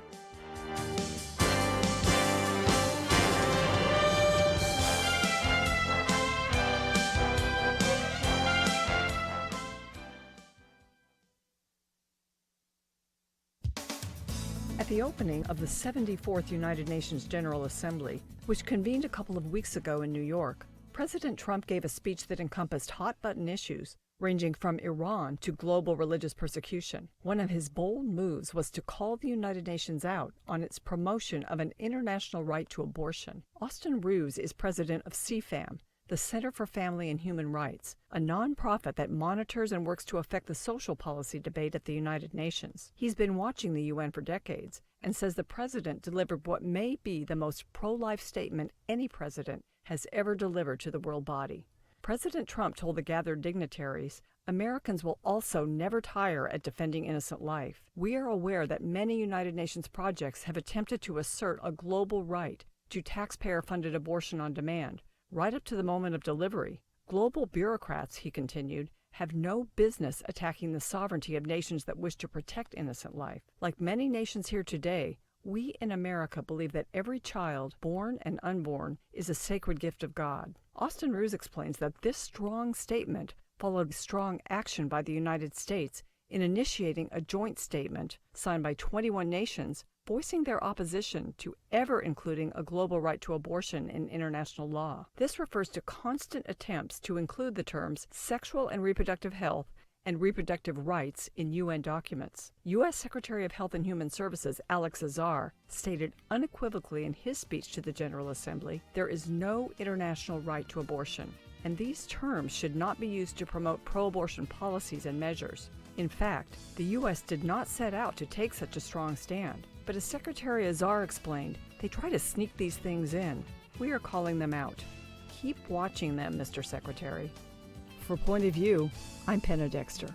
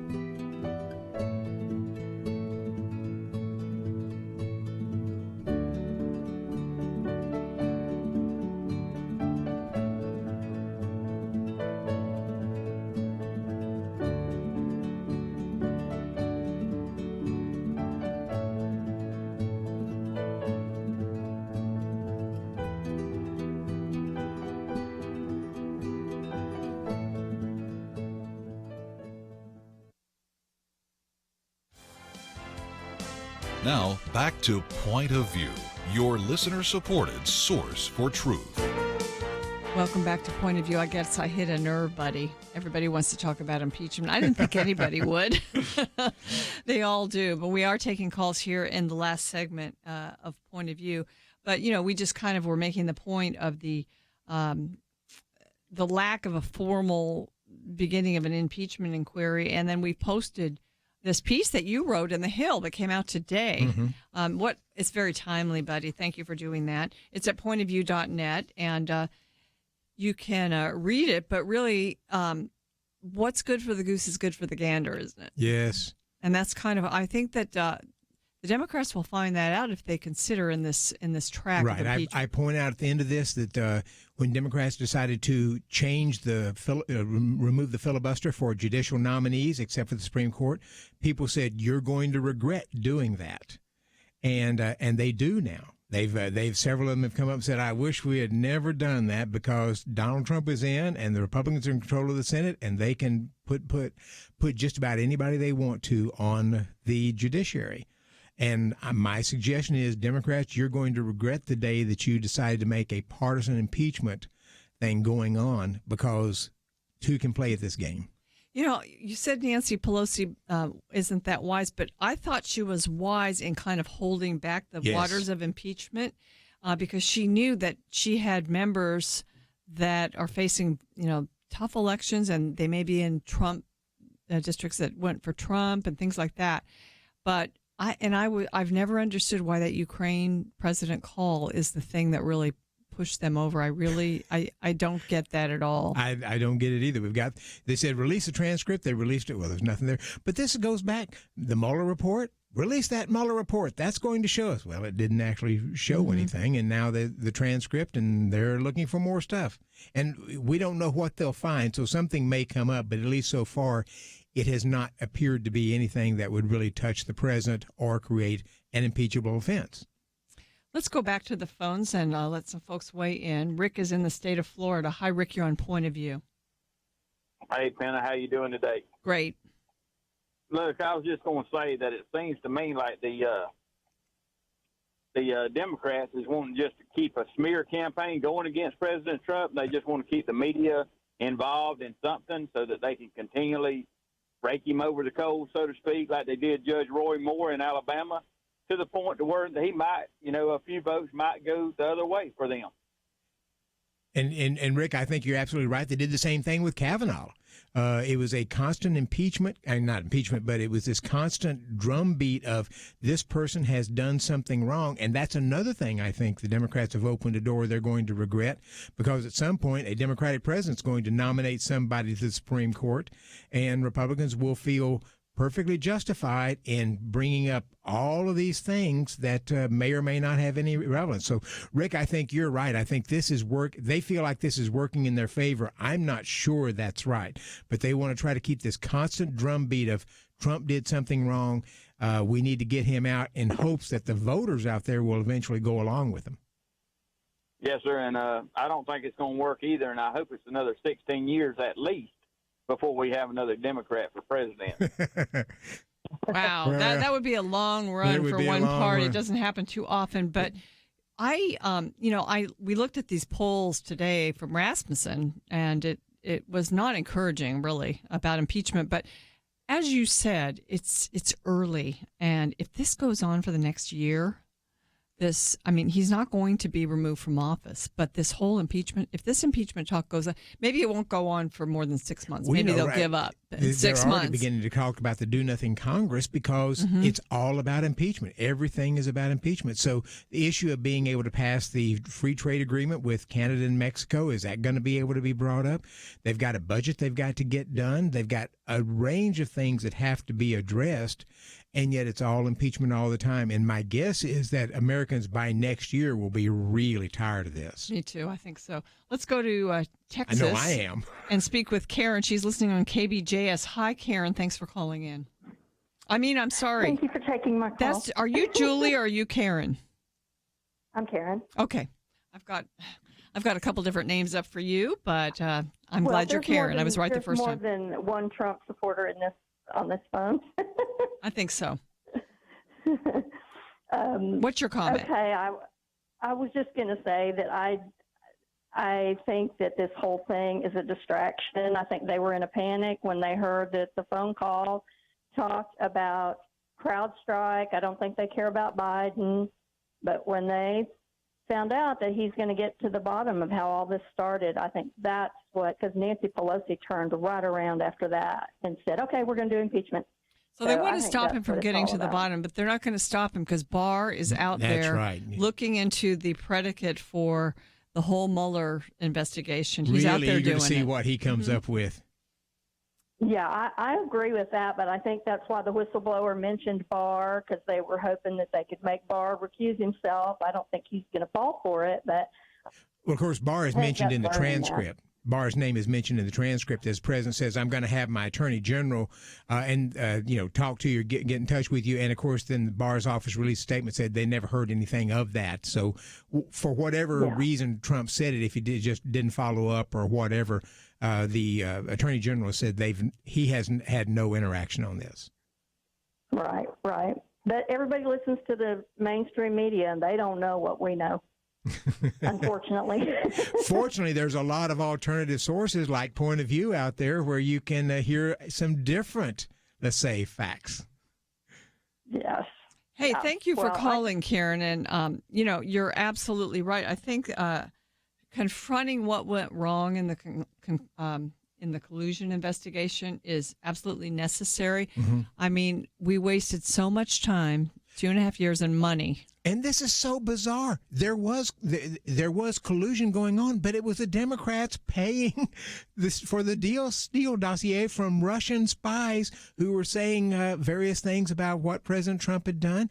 There was collusion, and the media simply will not hold Democrats' feet to the fire for that. Do you have any guesses why? I don't. I have no idea. But the media will come up and they'll talk about this as the worst thing ever. The Clinton campaign paid for these things, and so there was real collusion going on with foreign influences, and the media seemed to just sort of ignore it and move right on to Donald Trump. So I think it's next week, there's a debate among the Democrat candidates, about 15 of them or so, and they're all going to be on the same night, so you're not going to get long answers. Alan Dershowitz said here just a few days ago that he had actually written a book on why they should not impeach Hillary Clinton. And when Trump got elected, he said, I just changed the names and why you should not be impeaching Trump. Republish the book. He said, if I released the Clinton book if she had been elected, he said, I would have a statue to me by the liberals. Democrats would have built a statue to me, but because I'm making the same arguments about Donald Trump, I'm a pariah and they won't have anything to do with me. Mm. Wow. I love it. We ought to get Alan Dershowitz on Point of View to talk about that. That's fun. Listen, Dr. Matthews, buddy, thank you so much for joining me today. I think we covered the gamut. We covered a lot of things. Thank you for having me. Well, you're welcome, and have a nice weekend. And also, I want to thank Andrew, I want to thank Steve, and I want to thank Karen for all the work they did behind the scenes. And really, thank you to our callers, because we got a lot of good calls today. Mm-hmm. And that is always fun, especially on a Friday weekend edition. I want to mention the website, pointofview.net. Again, you can find out more about all of our guests, all of our topics. And the articles that we mentioned are all there. We try to be a tool for you. And we also, in return, we solicit and ask that you, if so moved, might help us. We have a donate button there to take advantage of that. Well, ladies and gentlemen, God bless you. I hope that whatever you do this weekend, that you just remember how much He loves you and just kind of stay close. God bless you. Next week, we'll see you then. Bye-bye.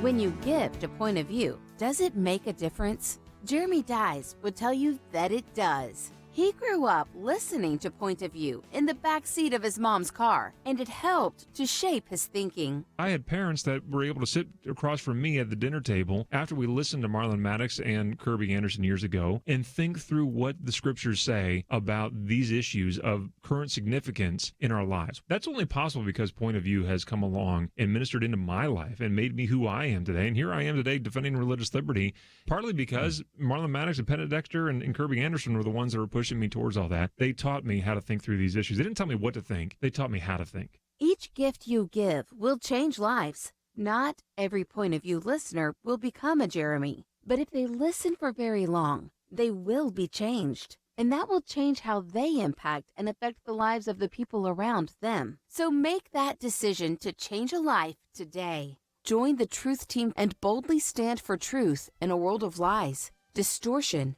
and information manipulation. Go to pointofview.net or call 1-800-347-5151. That's 1-800-347-5151. Point of View is produced by Point of View Ministries.